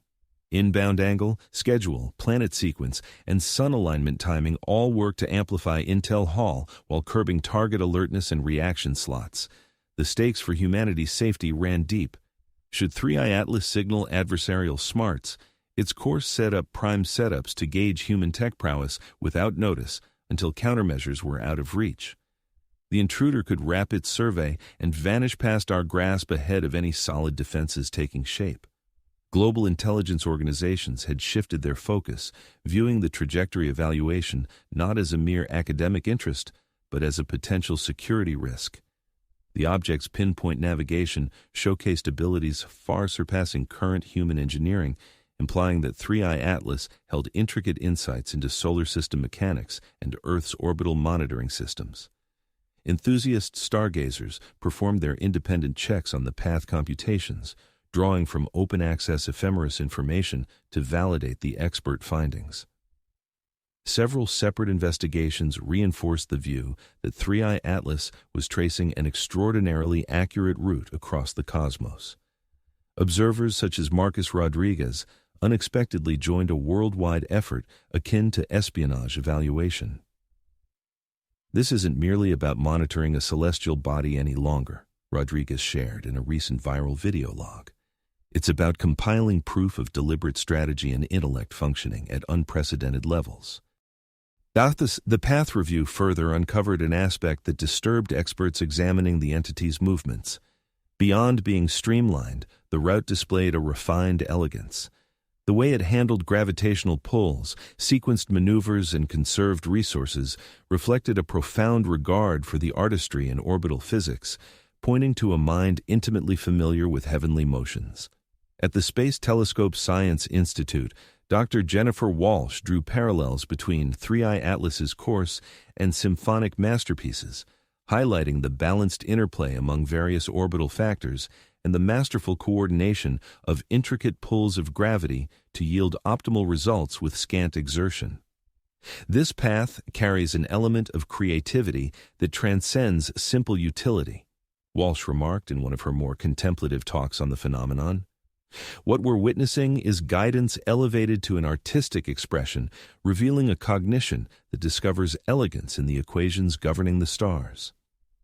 Such a creative lens prompted uneasy inquiries into the essence of the intellect guiding 3I Atlas, a being that could savor the beauty and orbital artistry while seemingly performing methodical scouting, displayed a refinement that upended basic human notions of how smarts, tech, and awareness interconnect.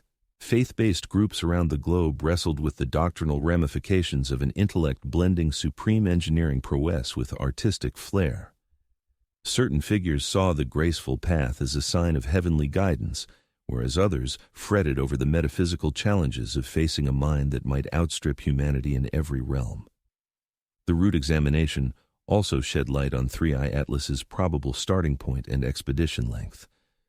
Retracing its interstellar voyage hinted at a trek spanning possibly eons, evoking notions of extraordinary endurance or tech enduring through eras rivaling Earth's epochs. Dr. Lisa Park from MIT computed the power needs for sustaining such a long-term operation. Her findings indicated that 3I Atlas likely featured self-healing systems verging on eternal or power supplies, functioning without outside fuel for virtually endless spans. This represents design where multi-epoch voyages factor into standard strategy, Park noted in her report. It points to a tech evolution nearing the boundaries of physical reality.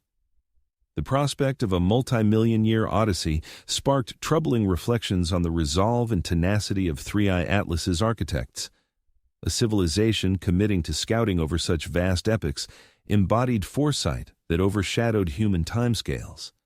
The consequences for decoding extraterrestrial drives and goals were profoundly humbling.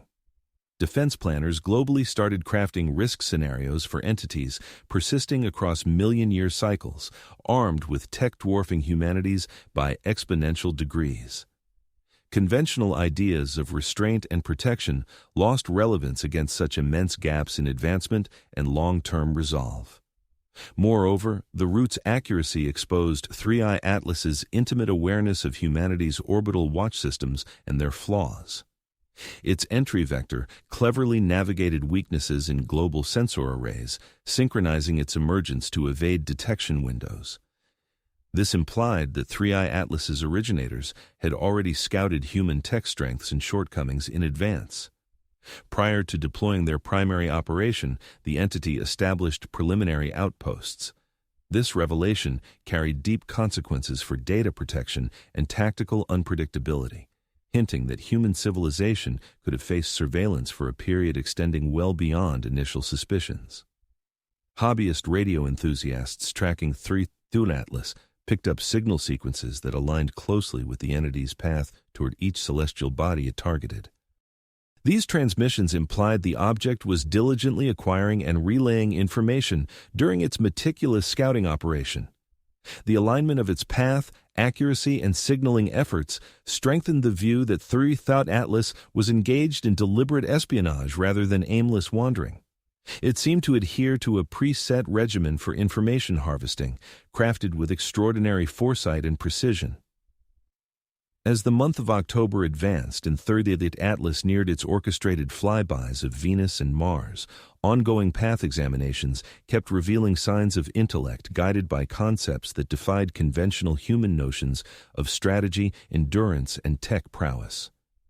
The mere Suiyu, Uro 5 probability of coincidence could no longer be brushed off as random, compelling humankind to grapple with the fact that an enigmatic intellect, its skills and motives still shrouded after extensive months of scrutiny and review, was methodically scrutinizing them. Chapter 8.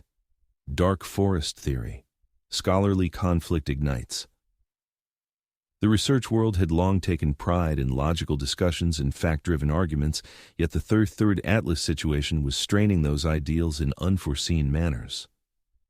By the start of October 2025, an initial scholarly dispute over a peculiar space interloper had escalated into near-academic combat, with professional reputations, grants, and core philosophies teetering on the edge.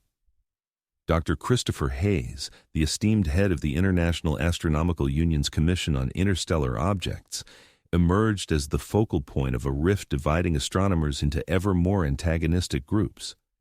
One camp comprised experts who maintained that Third Atlas embodied ordinary cosmic events explicable via standard physical and chemical laws. Opposing them, an expanding alliance of scholars contended that the data irrefutably suggested engineered origins and possibly adversarial aims. The clash ignited from the release of multiple studies delving into what experts termed the dark forest conjecture in relation to Third Atlas. This idea, advanced by Chinese sci-fi writer Liu Jixun, posited that sophisticated societies across the cosmos might enforce quietude and concealment to evade spotting by dangerous rivals. In the context of Third Atlas, the conjecture sketched a chilling vision of initial encounter as hazard over prospect. Dr. Adam Hibbert, a scholar with the Initiative for Interstellar Studies in London, co-penned one of the most divisive articles probing the dark forest ramifications of Third Atlas's actions. Collaborating with Adam Kroll and Avi Loeb, Hibbert dissected the entity's route and schedule through the lens of calculated scouting over mere inquiry. The dark forest conjecture posits that any entity mastering travel between stars would engage unfamiliar societies with utmost wariness and inherent antagonism. Hibbert asserted in the article destined to shatter astronomical unity. The conduct we detect in Third aligns with scouting maneuvers that herald either benign outreach or proactive neutralization of rivals. The document detailed nightmarish possibilities that troubled security experts. Should Third Atlas signify cutting-edge probing for a society deeming other minds as mortal perils, Earth could be undergoing appraisal for destruction instead of dialogue. Its methodical examination of worlds and evident tech sophistication might signal risk evaluation over mere inquisitiveness. The scholarly backlash arrived fast and fierce.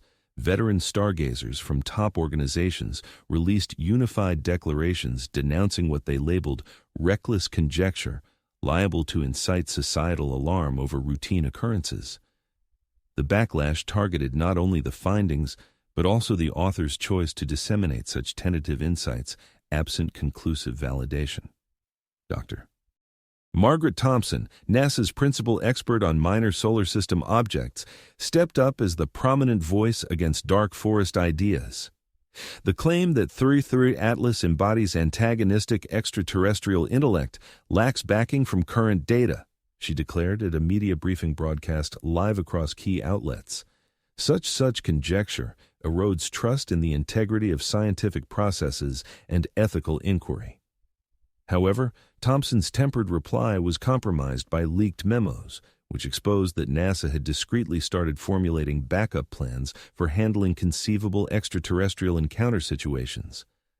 Confidential papers indicated that the organization was regarding dark forest risks with sufficient gravity to initiate early preparations for protective measures. The disclosure ignited fresh uproar as scholars probed why agency heads were openly rejecting ideas they were covertly exploring. Dr. Elena Vasquez, whose initial path evaluation had initially hinted at artificial origins, became ensnared in conflicting demands to either endorse or disavow the escalating narrative surrounding Third Atlas's purposes. The information points to sentience, yet sentience does not automatically signal aggression. Vasquez clarified in one of her seldom public outings, "It's essential to separate findings rooted in proof from conjectural narratives, even if they both hint at realities that upend our views of the cosmos. The scholarly divides formed not merely over data readings, but over core issues of research accountability and outreach to the public. Emerging academics, especially those early in their paths, generally favored transparent exchanges on every option, encompassing adversarial cases. Established experts, often burdened with organizational duties, advocated restrained strategies that highlighted ambiguity over targeted risk evaluations. Dr. Sarah Kim from Caltech embodied a balanced stance that appeased no side fully. Her review recognized that 3I Atlas exhibited engineering feats well beyond earthly feats, while positing that aggressive aims represented just one among numerous rationales for the entity's actions. "We're facing a form of intellect guided by rules we fail to grasp," Kim noted in her effort to span the widening rift in academia. Projecting earthly drives such as malice or kindness onto this intellect could prove inherently misguided. We might encounter consciousnesses that reason in manners rendering our notions of ally and foe irrelevant. Kim's reflective stance garnered backing from specialists beyond core astrophysics. Experts in anthropology, mind studies, and ethics entered the 3I discourse, offering viewpoints that questioned long-held astronomical presumptions on cognition, dialogue, and drives. Dr. Maria Santos at UC Berkeley, with deep expertise in astrophysics and mental processes, released an article probing the 3I lens on encounter language and alien psychology. Her breakdown implied that efforts by humans to decode extraterrestrial drives were likely futile, absent a far superior grasp of how otherworldly cognition could function. "We're attempting to comprehend psyches that developed in utterly alien environments and might follow reasoning structures beyond our reach," Santos observed in her cross-field examination. The dark forest theory presumes extraterrestrial cognition would strategize around dangers and prospects akin to human warfare tactics. Such a premise could be utterly misguided. This multifaceted viewpoint injected further intricacy into the scholarly contention, offering scant extra insight into 3LAS's true aims. Should human thought frameworks fall short for decoding alien cognition, then both bellicose and harmonious readings could hold equal irrelevance. Faith leaders entered the fray, introducing spiritual angles that intensified efforts to forge agreement on 3I Atlas's import. Certain theologians viewed the entity as proof of godly meddling, whereas others regarded it as a trial of humanity's belief and insight amid stellar unknowns. The Vatican's Pontifical Academy of Sciences released a precisely phrased declaration, conceding that the cosmos could harbor intellects surpassing human comprehension, yet stressing that godly dominion outstripped any engineering prowess such intellects might wield. Additional faith groups grappled with crafting spiritual models fit for grappling with prospective interactions with non-earthly intellect. The intellectual skirmishes spilled past academic publications onto online networks, where scientists battled not only their empirical verdicts, but also their expertise and private agendas. Fierce Twitter clashes arose among advocates of rival hypotheses, with certain debates growing so intense that UN university officials were forced to release declarations on proper professional behavior amid the escalating conflicts. The general public watched these scholarly conflicts unfold with keen interest and mounting worry. Algorithms on social platforms boosted the most intense arguments, frequently framing expert disputes as proof that specialists were no more informed than everyday people. This broadening of the conversation eroded trust in established institutions, even as it heightened societal unease regarding the 3I Atlas. Hobbyist stargazers and volunteer researchers got pulled into picking factions in the scholarly conflict, with some backing those experts calling for restraint, and others aligning with advocates pushing for unrestricted exploration of every option, even aggressive ones. Digital communities focused on the 3I Atlas turned into arenas where in-depth technical breakdowns blended with existential discussions on humanity's proper reaction to interstellar unknowns. The notion of the dark forest theory picked up more traction as defense experts started releasing their evaluations of the 3I Atlas as a possible risk to safety. These reports, though avoiding firm judgments, recognize that the entity's abilities posed hazards demanding thorough preparation for various outcomes. Colonel Janet Rodriguez, a defense strategist at the Department of Defense focused on novel tech risks, issued a redacted report viewing the 3I Atlas as a surveillance tool irrespective of its true aims. Her review emphasized functions over intents, claiming that the separation didn't matter for protective strategies. Irrespective of whether the 3I Atlas signals benign inquiry or aggressive scouting, its proven tech surpasses our shields by vast margins, Rodriguez noted in her defense paper.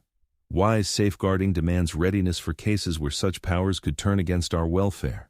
The defense viewpoint injected fresh intensity into the scholarly arguments, underscoring the real-world stakes of competing conceptual models.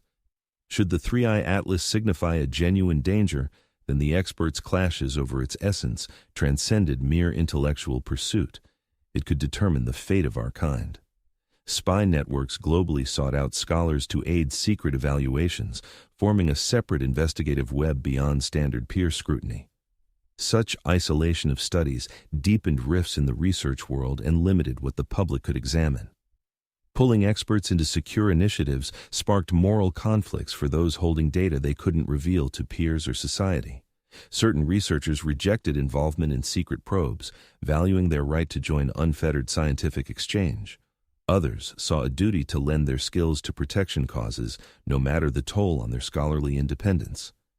Dr. Robert Kim from Stanford faced a tug-of-war between duties when invited to join a secure review of the 3I Atlas's tactical effects.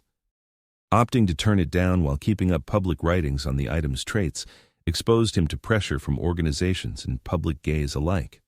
Science thrives on open info exchange and testable claims via candid discourse, Kim stated in a heated talk, slamming the push to seal off 3I Atlas studies. As soon as we cloak our findings in clearance barriers, we can't separate solid insights from panic-fueled guesses. Kim's stance won backing from peers alarmed by the weaponizing of 3I Atlas work, yet it also faced backlash from those insisting certain elements were too delicate for open airing. The clash exposed core clashes between research transparency and safety imperatives, offering no simple fixes. The scholarly strife over interpreting the 3I Atlas mirrored broader worldview splits on science's role with realities that upended core principles. Standard research protocols demanded deep checks and colleague vetting prior to embracing paradigm shifts. Yet the 3I Atlas shifted too swiftly for usual study paces. Certain experts pushed for faster release and vetting methods to match the entity's shifting traits, whereas others held that upholding strict criteria outweighed haste. The strain between depth and velocity and the pressing demands only heightened tensions among scholars. The dark forest theory had shifted scholarly conversations about 3I Atlas from mere scientific intrigue to a profound evaluation of risks that could shape the destiny of humankind. It was still uncertain if the entity spelled promise or peril, yet the fervor of the intellectual clashes underscored the gravity of the potential challenge confronting our species. As the month of October advanced and 3I Atlas drew nearer to its solar conjunction, experts in the field stayed divided over rival analyses of data that all concurred was without precedent in astronomical records.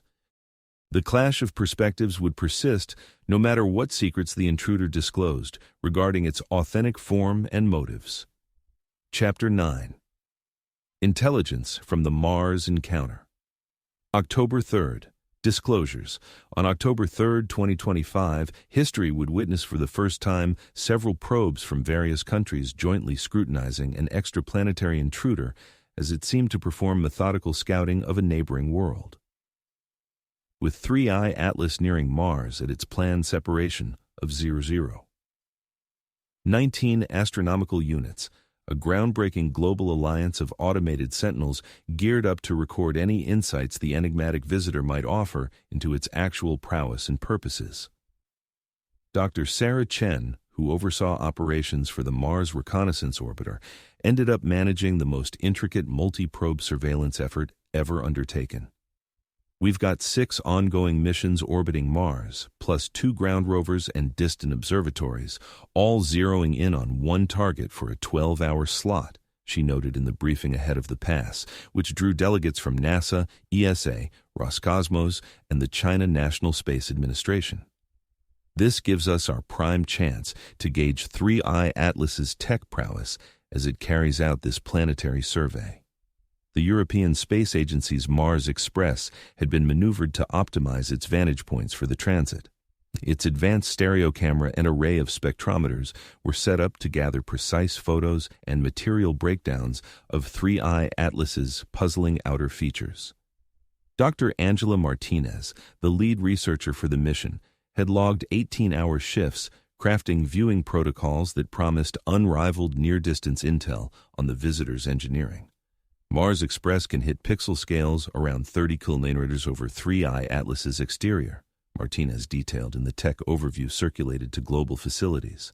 That'll let us discern distinct elements and track their functions as it nears the planet. Should it be running deliberate scans, we'll capture concrete actions and tech indicators. The Trace Gas Orbiter from ESA, fitted with its advanced color and stereo imaging setup, aimed to produce 3D visuals of the intruder's shifting architecture. Its Nomad instrument stood ready to probe any air exchanges or releases that could arise as 3I Atlas traversed Mars's faint magnetosphere. The Mars Reconnaissance Orbiter from NASA served as the top-tier tool for monitoring the event. Its HiRISE camera, typically deployed for super-detailed shots of Mars's terrain, got adjusted to follow 3I Atlas at peak proximity. The footage would yield the sharpest glimpses yet of the entity's mechanical workings. Dr. James Wilson, operations lead for HiRISE at the University of Arizona, had determined the optics could spot details as fine as 3 meters on 3I Atlas's shell during the nearest pass. "We'll make out separate parts of the tech this thing embodies," Wilson remarked at the wrap-up prep session. "Whether it's constructed forms, moving parts, or alterations on the skin, HiRISE will record them in exceptional detail."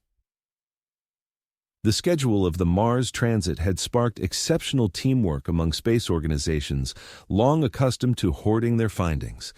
Instant data exchange systems were set up so every partner could tap into results right away, no matter the source craft. The sheer enigma of 3I Atlas had compelled longtime rivals to collaborate in manners unthinkable in past eras of cosmic ventures. Russia's strategy for the Transit Watch included their operational Mars probes and Earthbound scopes arrayed to catch the spectacle from afar.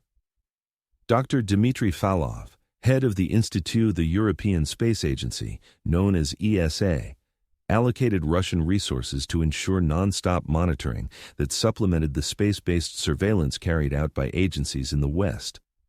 Volkov described this as the greatest astronomical occurrence in all of human history, during an uncommon public discussion held mere days prior to the close pass by Mars. He emphasized that global collaboration wasn't merely preferable, it was vital for grasping the phenomena at hand. No one country had the means to thoroughly grasp the ramifications of the 3-eyed Atlas. China's Tianwen-1 endeavor, featuring an orbiting spacecraft alongside the Zhurong rover stationed on Mars's terrain, delivered supplementary viewing options that addressed shortcomings in the data from Western operations. The Chinese space program's remarkable openness about their monitoring strategies and pledges to share findings underscored the exceptional circumstances. Amateur stargazers across the globe geared up for personal viewing efforts amid the Mars pass.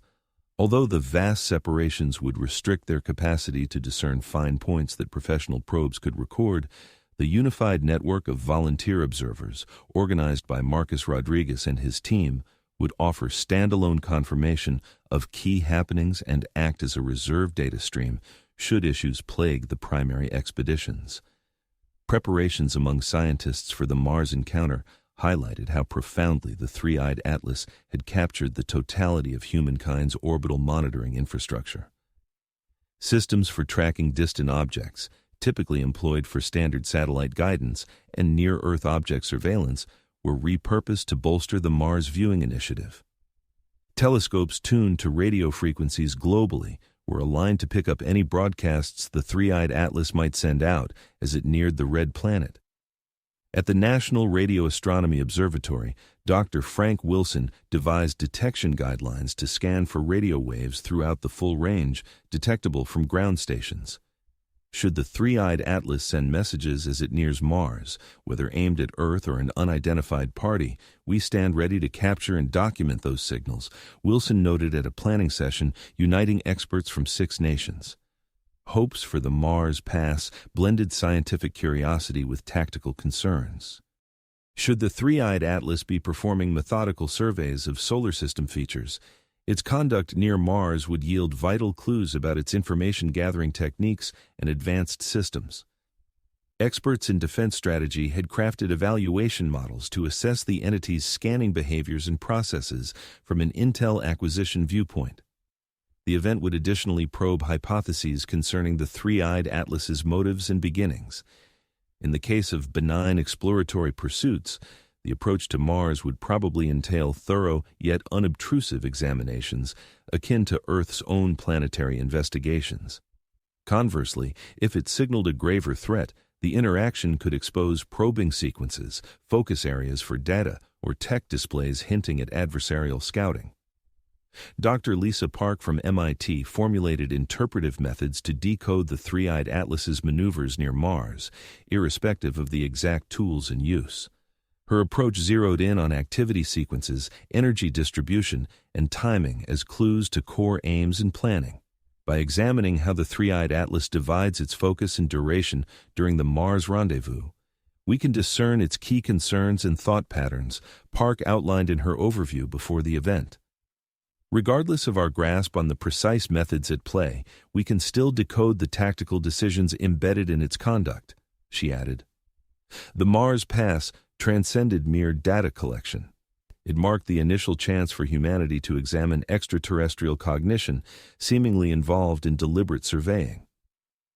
Witnessing the three-eyed atlas scrutinize another planet carried profound mental effects, compelling Earth viewers to face their world's exposure to comparable examination. Faith-based groups around the planet scheduled worship sessions and contemplative assemblies aligned with the Mars flyby timing. Numerous figures saw it as a pivotal universal juncture demanding faith-based readiness and heavenly insight. Observing extraterrestrial devices probe distant realms would surely prompt inquiries into humankind's role within a cosmos harboring intellects vastly surpassing their own. Coverage in the press for the flyby was thorough, with leading broadcasters set to deliver round-the-clock reporting on the occurrence and its direct consequences. Public fascination had surged to heights typically seen in high-stakes governmental affairs. Global excitement over impending natural calamities underscored the broad acknowledgement that the Mars rendezvous could deliver conclusive insights into the essence and objectives of Three-Eye Atlas. Social networks had bolstered their infrastructure to accommodate the anticipated influx of viewers during the flyby viewing window. Initial projections indicated that billions across the globe would track the occurrence via digital platforms, positioning it as possibly the most observed scientific milestone in recorded history. The engineering hurdles of synchronizing observations from numerous probes over immense expanses demanded extended periods of meticulous preparation and unparalleled global collaboration. Trajectory experts had determined exact alignment needs for every monitoring station, as transmission specialists devised instant data exchange mechanisms to facilitate worldwide orchestration of the viewing initiative. Contingency strategies had been formulated to address potential malfunctions in gear, signal disruptions, or unforeseen shifts in Three-Eye Atlas's actions amid the close pass. Given the critical value of this viewing chance, duplicate setups and backup methods had been arranged for each component of the surveillance effort. The Mars close approach would additionally mark the initial chance to assess if Three-Eye Atlas exhibited perception of humanity's monitoring tools. Should the entity alter its conduct upon detection by several probes, it would validate theories of advanced cognition and environmental perception, surpassing mere automated functions.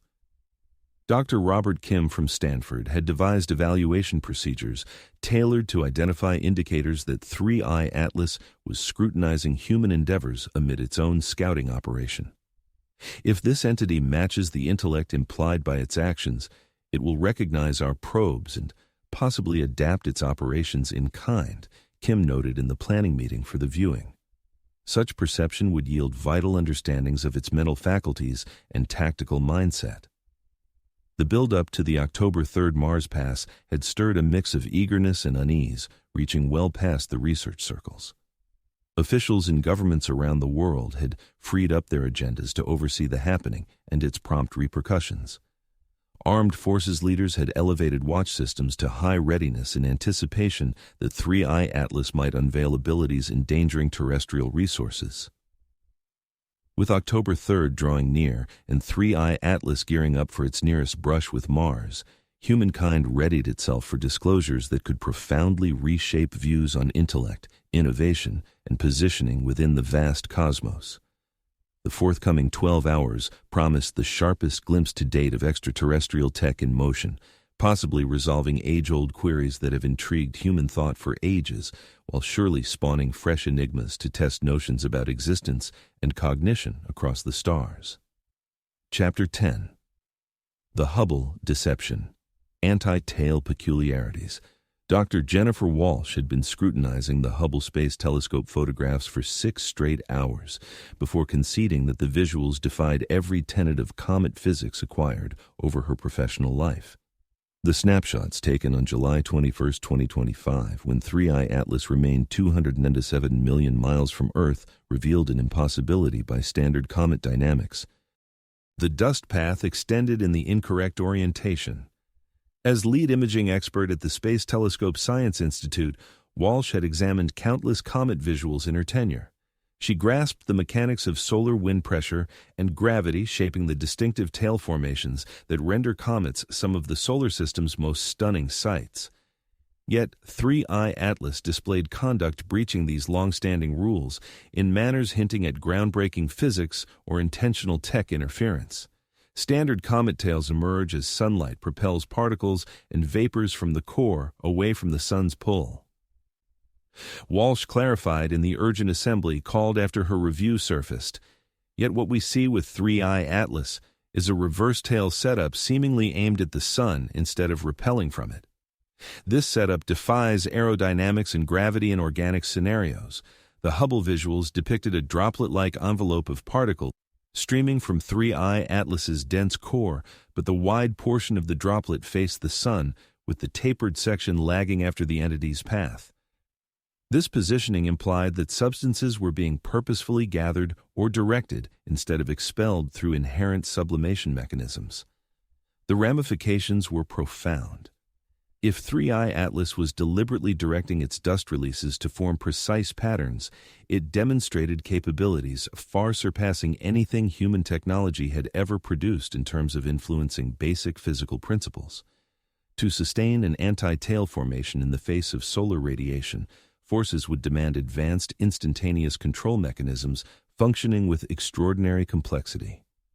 At NASA's Goddard Space Flight Center, Dr. Sarah Mitchell had been assigned to explore non-artificial rationales for the anti-tail feature without resorting to notions of intelligent design. After months of rigorous simulations, her evaluation determined that no conventional natural phenomenon could justify the detected dust arrangement. Our team has thoroughly investigated all conceivable organic processes capable of generating anti-tail formations, Mitchell noted in her confidential document, which subsequently surfaced in hands of congressional probes. Interactions with solar wind, influences from magnetic fields, unusual gravity effects, and unconventional vaporization methods all proved insufficient to explain the patterns recorded by Hubble. Initially, the anti-tail finding was deemed classified material as officials worked to craft suitable messaging for the public. However, that secrecy measure proved counterproductive when hobbyist stargazers, armed with modest scopes, started sharing comparable sightings, rendering any official blackout efforts ineffective. Carlos Mendez, the Chilean enthusiast whose backyard setup corroborated expert data, snapped his version of the anti-tail using gear priced below a high-end car. His shots, uploaded to the web prior to any government response plans, exploded in popularity almost immediately, racking up more than 20 million views in the opening week. Comets have been my focus for 15 years in photography, Mendez clarified during his YouTube breakdown linked to the photos. I'm well versed in typical tail formations from nature. This doesn't fit that mold. What we're seeing is deliberate handling of its material output to achieve setups that defy physical laws. The validation from non-professionals of Hubble's anti-tail evidence sparked a major PR crisis for space organizations trying to regulate details on 3I Atlas's peculiar traits. With astronomy now accessible to everyday users, efforts to restrict odd discoveries were becoming pointless, especially as civilians could match pro-level outcomes with off-the-shelf tools. The anti-tail event turned into a hot topic for global scientists grappling with how 3I Atlas managed to uphold such implausible dust setups. Digital models showed that keeping an anti-tail intact would involve ongoing power use and immediate force adjustments, hinting at cutting-edge tech frameworks. Dr. Robert Kim from Stanford released an in-depth study on the power needs for engineered tail direction, sketching out a scenario of systems operating past human comprehension. His figures indicated that 3I Atlas was channeling output akin to miniature nuclear power plants just to hold its dust pattern steady against inherent pressures. This anti-tail setup points to deliberate alteration of the surrounding orbital space. In his expert review, Kim stated, "Upholding such a design demands tech able to offset solar radiation forces, gravity pulls, and magnetic impacts all at once, while ensuring stability over millions of cubic kilometers of volume." The power oversight concerns grew even more alarming alongside earlier signs of 3I Atlas's apparently boundless tech prowess. Should the entity effortlessly deploy reactor-scale energy for mere decorative dust displays, one could only wonder at its potential when unleashing complete arsenal capabilities. Faith-based groups around the world wrestled with the doctrinal fallout from an intellect that seemed to channel creativity via interstellar particle artistry. Certain figures saw the anti-tail as proof of godly ingenuity channeled via extraterrestrial smarts, whereas others fretted over the soul-deep effects of facing entities able to mold substance and power to fit visual whims. The Vatican's Pontifical Academy of Sciences released a measured declaration recognizing that godly ingenuity could appear via entities surpassing human grasp, yet underscoring that sacred oversight outranked all tech feats. Other religious institutions grappled with crafting fresh doctrinal structures to grapple with an intellect displaying divine authority over elemental powers. The revelation of the anti-tail had further exposed troubling aspects of the data handling initiatives pursued by governments and space authorities concerning 3I Atlas. Early categorizations of Hubble's observations indicated that officials prioritized societal responses and empirical validity, prompting inquiries into which additional sightings could have been withheld or postponed. Intercepted exchanges among NASA leaders uncovered intense disputes internally over the volume of details to disclose publicly about 3I Atlas's unusual traits. Certain executives pushed for total openness, whereas others feared that exposing the complete scope of the entity's technical prowess could spark societal unrest or financial turmoil. Dr. Elena Vasquez, whose pioneering path calculations initially pointed to artificial origins, discovered herself squeezed by rival demands to either back official data control measures or champion unrestricted scholarly disclosure. As primary contributor to the core 3I Atlas study, her role positioned her at the center of discussions on scholarly duties and outreach to the public. Researchers must disseminate their discoveries to the wider audience, yet we bear duties to weigh the consequences of data that could provoke broad panic, Vasquez stated in one of her seldom public outings. The anti-tail event embodies technology so sophisticated that societal grasp of its ramifications might prove essentially unattainable. During the monitoring span, the anti-tail formation kept transforming, gaining greater intricacy and evident utility that implied it transcended mere decorative intent. Spectral examinations showed that varied sections of the particulate setup harbored distinct substances, hinting at deliberate arrangement over haphazard release.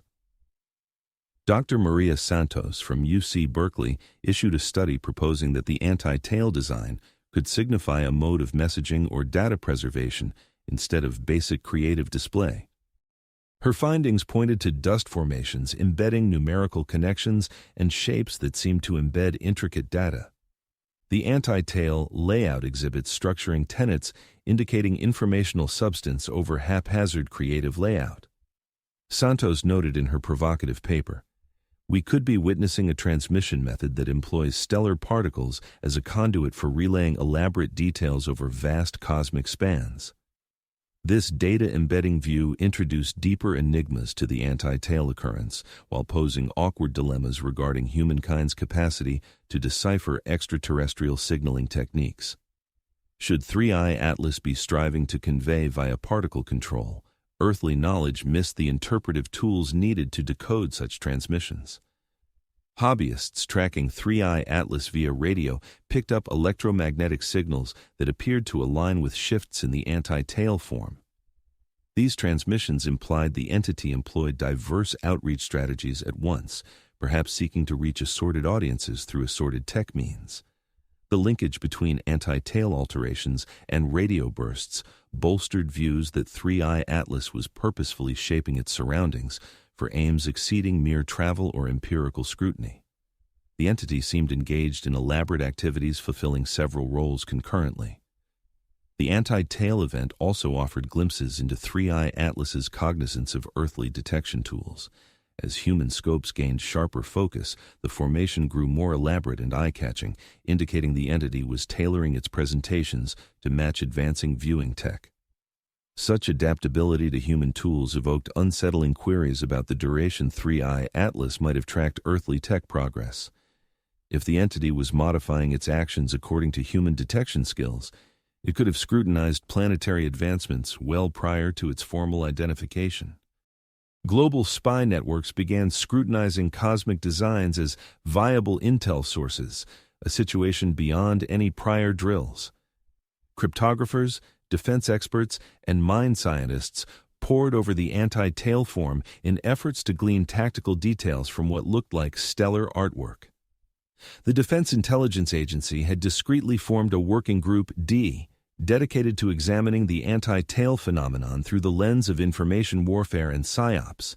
Their secret evaluation proposed that 3I Atlas could finally be employing artistic manipulation to showcase tech dominance while probing human reasoning skills. Colonel Sarah Martinez, leader of the military's trio of Atlas evaluation groups, ended up drafting documents that resembled critiques of artwork more than risk evaluations. The anti-tail formation exhibits exact mastery over substances and forces at levels that surpass our protective measures by magnitudes, she noted in her confidential report.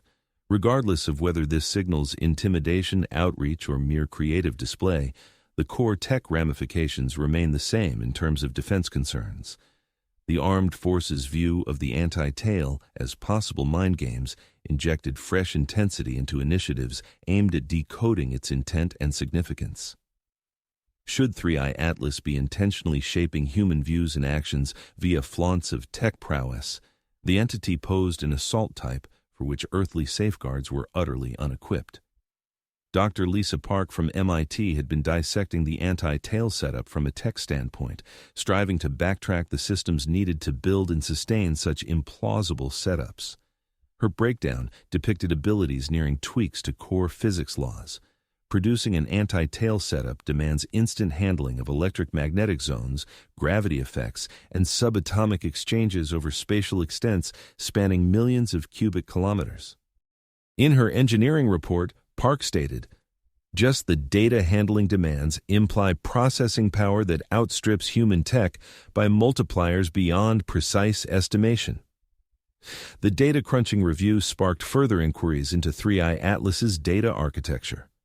If the entity handled the instant math for anti-tail upkeep alongside scouting, messaging, and steering tasks, its processing strength had to eclipse human levels by vast cosmic degrees. Hobby stargazers had started their independent breakdowns of the anti-tail setup, leveraging shared online groups to monitor shifts and motifs overlooked by formal bodies. The public access to 3I Atlas studies had sparked an international volunteer science initiative that frequently yielded findings matching those from authorized probes. Marcus Rodriguez, with his Arizona Observatory turning into a hub for non-pro efforts, released sequenced images capturing the anti-tail formation shifting live. His recordings showed the debris arrangement perpetually recalibrating, upholding exact shape alignments amid the turbulent solar conditions. "We're observing hands-on shaping of the cosmos," Rodriguez described in his breakdown clips, which routinely drew millions of watchers. "This goes beyond mere particle oversight. It's habitat mastery on a level that renders human planet-shaping ventures akin to playground tinkering." The live adjustments to the anti-tail offered more proof that 3I Atlas held reaction speeds well beyond earthly tech setups. The entity showcased machine learning able to absorb surrounding shifts and tweak its functions quicker than human tools could register the alterations. Thinker circles across the globe had started wrestling with the fallout of intellects that treated stellar particles as creative tools. The anti-tail formation embodied a mode of conveyance functioning across spatial and temporal vastness that overshadowed earthly creative legacies, compelling a rethink of core ideas on invention, cognition, and sensory delight. Dr. Amanda Foster, an Oxford University expert in science philosophy focused on extraterrestrial minds, released an essay probing the anti-tail event via xenoaesthetics. Her breakdown indicated that human efforts to decode outsider creations were likely set for inherent defeat, absent deeper grasp of how alien psyches might sense allure and purpose. "We face creative output guided by beauty codes beyond our reach," Foster penned in her Thinker review. The anti-tail formation could embody allure types needing alternate awareness forms for complete grasp. Our decoding attempts might prove as pointless as anticipating a canine's review of human verse. The Thinker angle brought added modesty to research quests for decoding 3I Atlas, even as it underscored, amid the profound mysteries surrounding human comprehension of intelligence, awareness, and artistic value, the anti-tail formation stood as a potential showcase of extraterrestrial creativity, forcing humankind to confront masterpieces beyond their mental grasp. This anti-tail configuration emerged as a hotbed for conspiracy narratives, blending valid scientific worries with outlandish ideas about extraterrestrial motives and official concealments. Online networks grappled with moderating debates that intertwined precise engineering breakdowns with escalating claims of psychological domination, reality warping effects, and interstellar battles.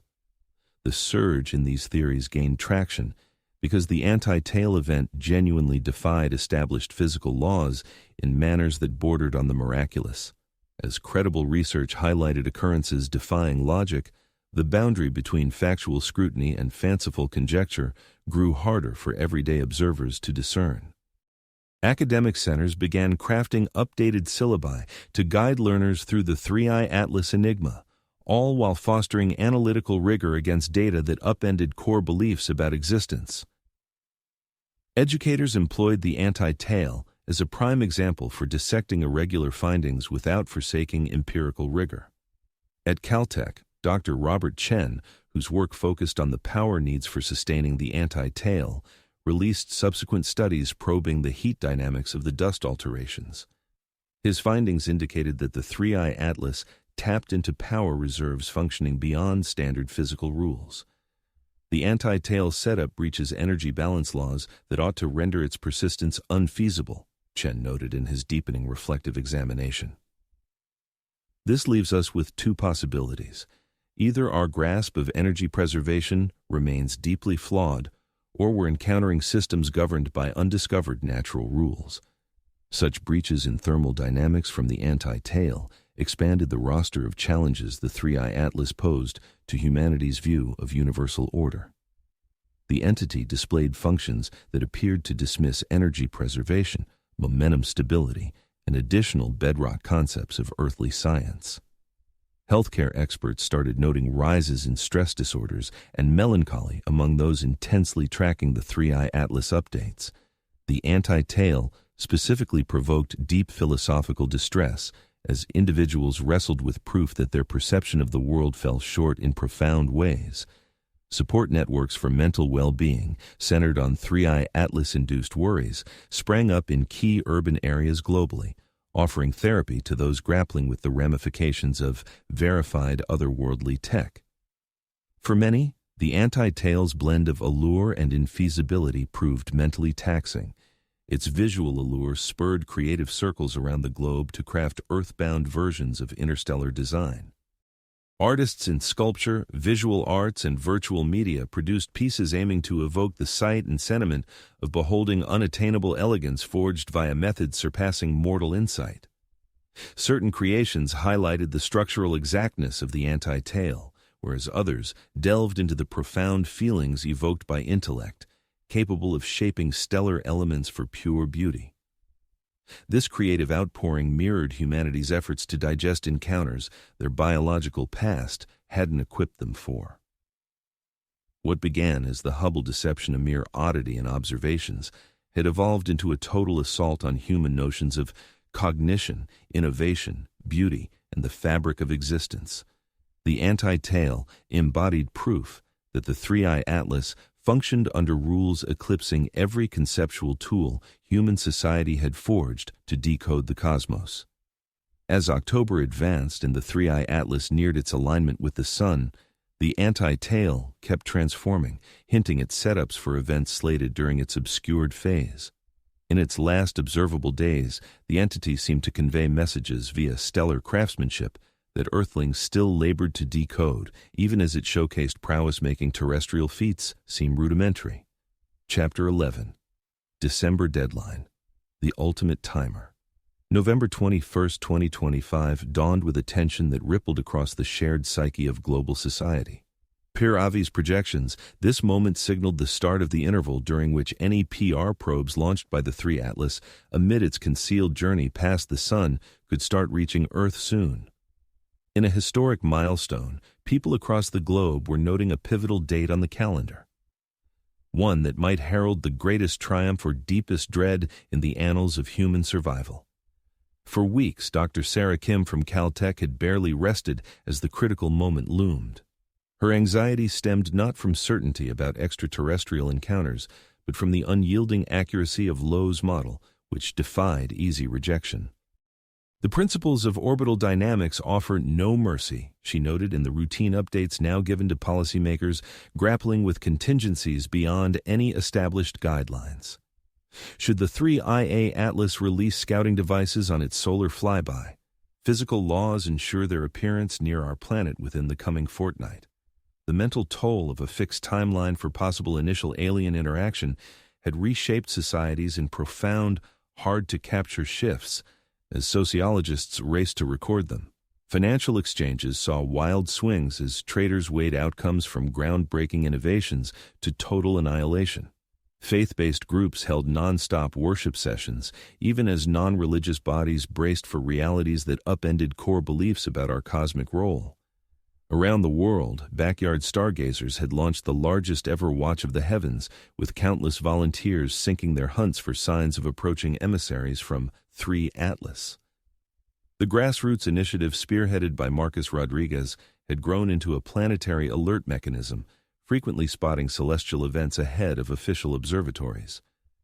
We're serving as the vigilant sentinels for humankind during what could be our era's defining fortnight, Rodriguez shared in his online streams, which routinely drew more than 20 million watchers. Telescopes wielded by hobbyists everywhere now form a unified grid poised to signal the arrival of otherworldly devices first. That December cutoff had also sparked the biggest surge in orbital oversight resources since the Cold War peak. Defense radars, typically aimed at satellite risks and junk, were retooled to spot tiny intruders from deep space. The task proved daunting, given that any envoys from 3 Atlas would probably be compact and sophisticated beyond the reach of our standard sensors. Dr. Jennifer Walsh of the Space Telescope Science Institute ended up leading a vast scanning operation, drawing on all key ground and orbit-based scopes.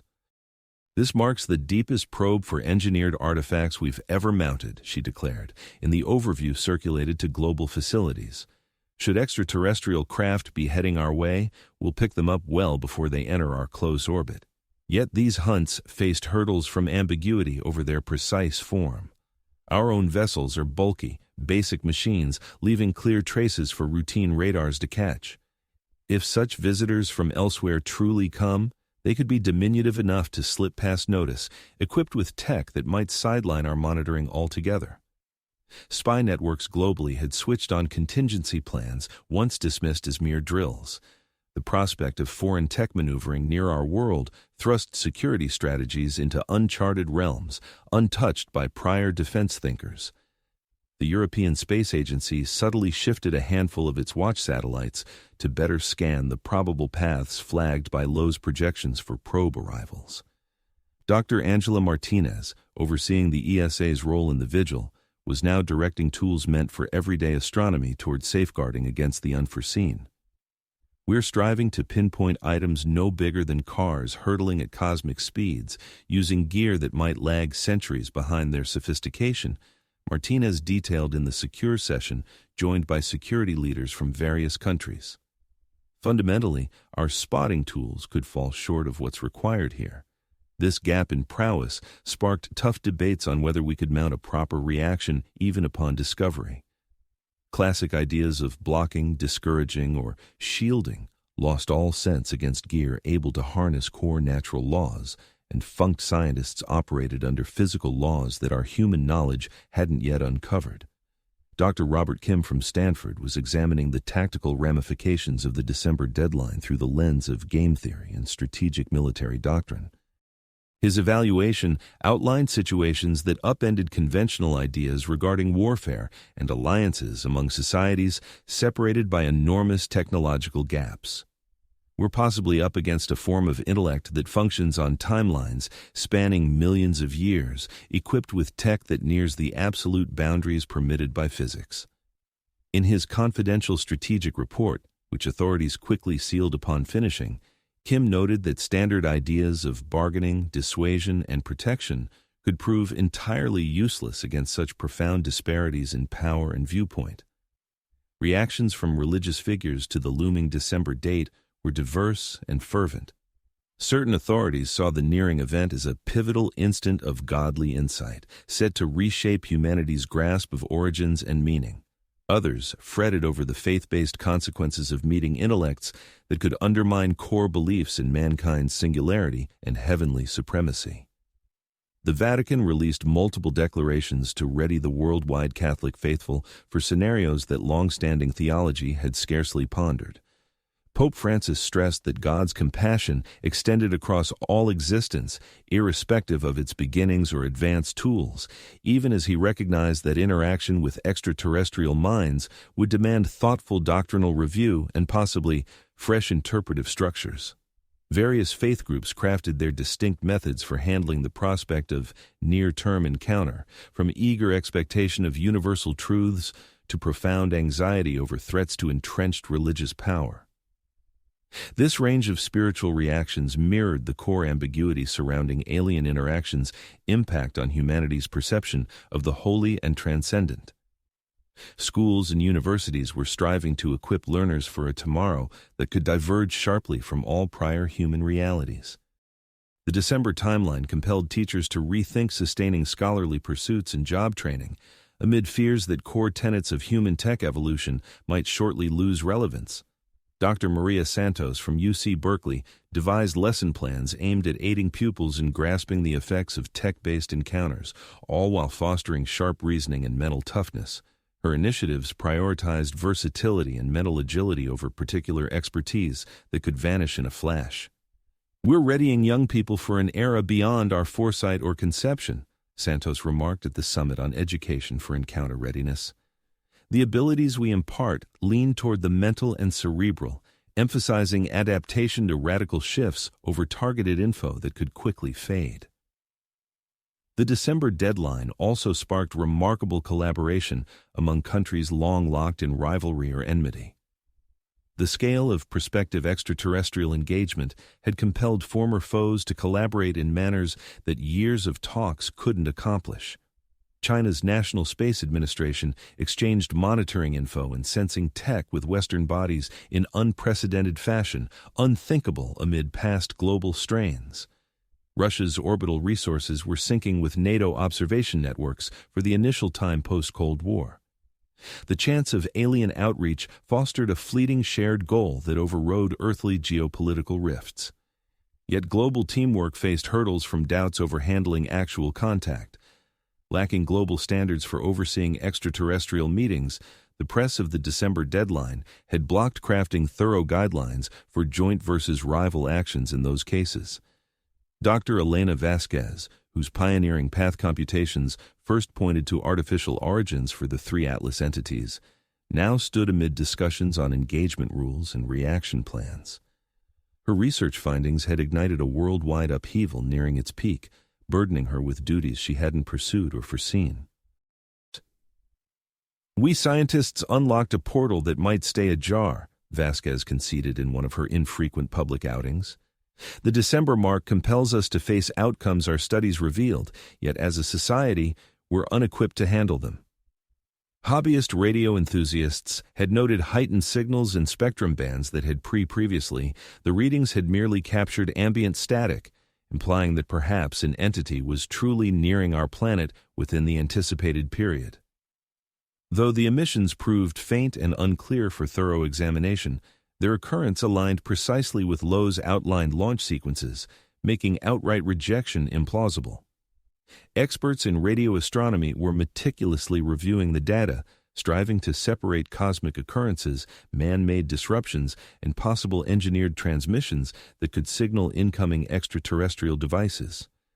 The task proved daunting due to the signal's fragility and the absence of prior knowledge regarding interstellar messaging standards. As the end-of-year marker loomed, social networks buzzed with extraordinary engagement, with billions across the globe exchanging speculations, apprehensions, and strategies for the impending interaction phase. The mental strain from a fixed schedule for these pivotal species-altering moments had sparked widespread unease, challenging therapists to offer effective support. Digital forums focused on monitoring the 3I Atlas had swelled to encompass millions of enthusiasts, tracking updates instantaneously. The widespread access to details on the December cutoff had sparked an international dialogue on humanity's readiness and reactions to interstellar encounters, bypassing conventional authorities. That December date transcended mere scheduling. It emerged as a central hub for humankind's aspirations, dreads, and notions of their cosmic role. Irrespective of whether extraterrestrial scouts materialized as Lowe foresaw, the shared suspense surrounding such an encounter had already reshaped society in enduring manners, outcome notwithstanding. With November easing into December and the opportunity for interaction expanding, observatories globally kept their steadfast surveillance as communities worldwide paused in anticipation of discoveries that could upend existence or affirm isolation amid an expansive, quiet void. Chapter 12. Verdict: Natural Wonder or Alien Arrival. December 5, 2025, signified the close of Avi's forecasted interval for scouts, possibly released by the 3I Atlas amid its concealed solar transit. In the waning moments of the engagement threshold, people everywhere experienced the novel suspense of awaiting disclosures that could evade detection or manifest in understated ways beyond instant grasp. Dr. Sarah Kim from Caltech had overseen global sensor arrays nonstop for 2 weeks, collaborating with professional facilities, defense monitoring posts, and hobbyist stargazers in the most exhaustive hunt for non-natural artifacts ever conducted. As the target neared sans clear signs of outreach, she wrestled with inquiries extending well past routine celestial scrutiny. The lack of flashy engagement scarcely equates to no engagement at all. Kim noted at the pre-planned media briefing, held irrespective of the deadline's disclosures. "We've probed for extraterrestrial tech through our own tools and preconceptions of its operations. Any shortfall in spotting evident constructs could stem from our investigative constraints, not the void of otherworldly visitors." That December marker compelled society to face the chance that initial outreach might defy anticipated patterns or schedules. The advanced cognition driving the 3I Atlas could follow logics rendering human ideas of approach, exchange, and dialogue wholly insufficient for grasping unfolding events. Hobby radio enthusiasts had spotted faint shifts in ambient radio waves over the window's closing stretch, yet the traces remained so tenuous and vague as to yield no firm proof of engineered sources. These findings hinted that activity might truly be unfolding nearby, operating at intensities too refined for decisive human detection and dissection. Marcus Rodriguez, with his Arizona Observatory now serving as a nexus for grassroots research initiatives, ended up chronicling what could be the most underwhelming yet crucially telling null occurrence in recorded annals. We could be observing outreach defined by extraterrestrial norms of exchange and engagement rather than our own. He elaborated in his concluding window assessment clip. This quietude might carry deeper import than any splashy entrance we anticipated. The understated quality of conceivable outreach prompted deep reflections on mankind's sensory and intellectual bounds when facing intellects guided by entirely. The Thirthus Atlas had previously showcased capabilities that defied conventional human comprehension of physics. Whatever communication approaches it might utilize could similarly elude straightforward human scrutiny and examination. At Stanford, Dr. Robert Kim had been exploring the mental and societal ramifications of the deadline's expiration, irrespective of any confirmed extraterrestrial interaction. His studies indicated that the shared anticipation of extraterrestrial presence had already reshaped human society in enduring ways, independent of the final resolution. In his evaluation after the deadline, Kim described the December milestone as a reflective lens exposing humanity's preconceptions regarding intellect, innovation, and interstellar engagement. Irrespective of whether extraterrestrial devices truly materialized, the preparations for such an encounter had uncovered core elements of human behavior and communal structures that society had rarely confronted before. The deadline's passage ignited vigorous discussions among scientists on how to make sense of the lack of evident interaction. Certain experts contended that the absence of a spectacular debut substantiated the notion that the 3I Atlas was merely a natural phenomenon, with its unusual features eventually accountable via standard scientific explanations.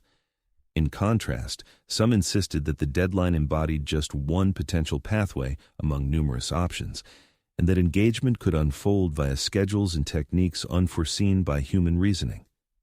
Dr. Elena Vasquez, whose initial path calculations had sparked the full 3I Atlas probe, now faced the challenge of justifying a study that foresaw occurrences which failed to manifest as anticipated.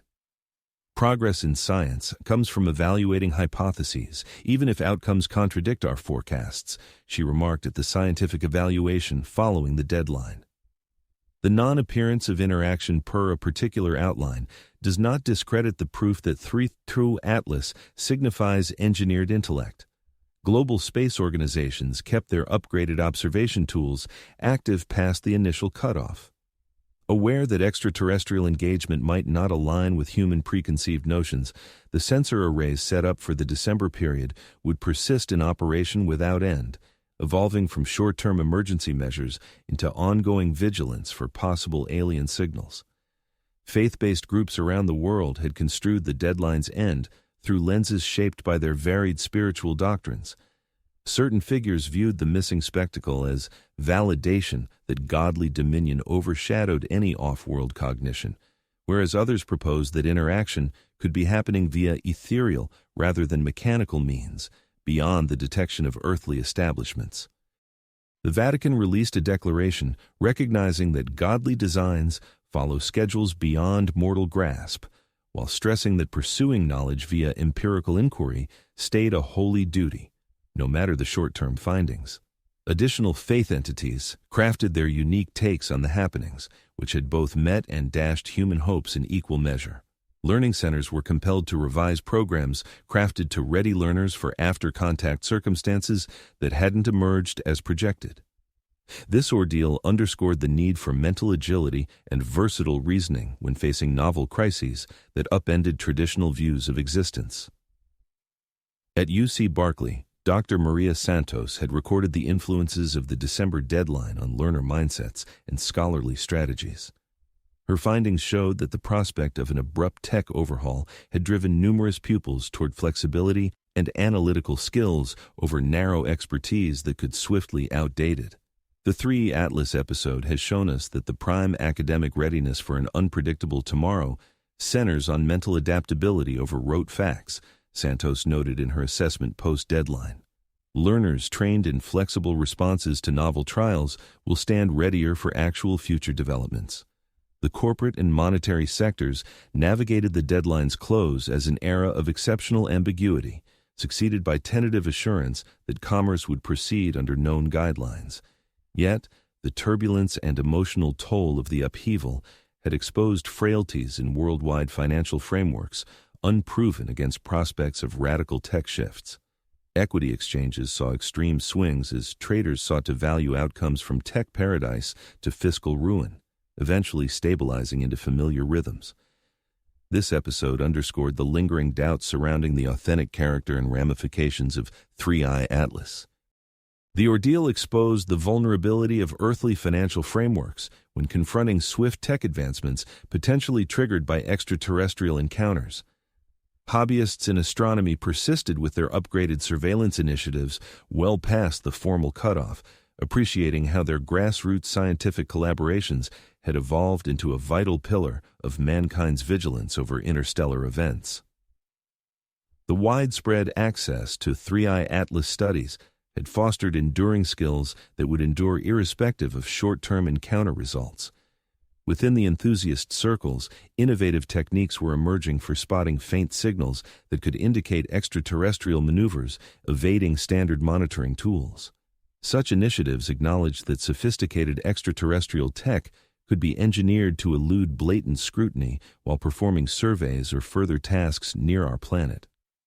Global spy outfits had leveraged the December cutoff as a benchmark to evaluate their readiness for handling novel tech hazards and data conflict situations. The affair laid bare the assets and shortcomings in setups tailored for planetary defense issues, not celestial ones. The 3i Atlas episode compelled security bodies to craft fresh models for evaluating dangers rooted in concepts surpassing current human tech comprehension. These evaluative tools would stay pertinent no matter if the near-term encounter forecasts held true. Counselors in mental well-being recorded profound emotional effects from the countdown phase, spanning sharp worry amid the anticipation to diverse reactions like easing, letdown, or enduring ambiguity once the marker elapsed, sans evident interaction. The episode yielded rare perspectives on humanity's mental reactions to vast-scale existential ambiguity. Aid groups formed to ease encounter-related stress had transformed into forums dedicated to grappling with the wider consequences of inhabiting a cosmos brimming with intellect vastly outpacing our own. Adapting emotionally to interstellar unknowns had shifted into a sustained journey, not a fleeting emergency. The deadline's elapse also sparked fresh scrutiny of 3 Atlas, slated to re-emerge from solar occlusion in early December and reappear in terrestrial scopes. Its return offered the initial chance post-October to gauge any alterations during its concealed transit or the launch of auxiliary elements. Initial scans of 3i at last, as it started exiting solar alignment, indicated the entity had experienced transformations in its secluded phase. Fresh architectural elements emerged, and radioscope signals displayed heightened intricacy and structure versus pre-conjunction data. The alterations to 3 at last amid its obscured journey furnished proof that the entity had engaged in purposeful actions while shielded from terrestrial views.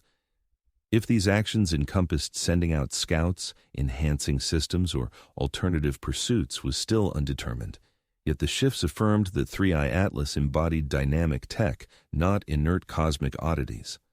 Dr. Jennifer Walsh from the Space Telescope Science Institute was now leading fresh surveillance drives aimed at recording any disclosures 3 Atlas might offer regarding its solar transit endeavors.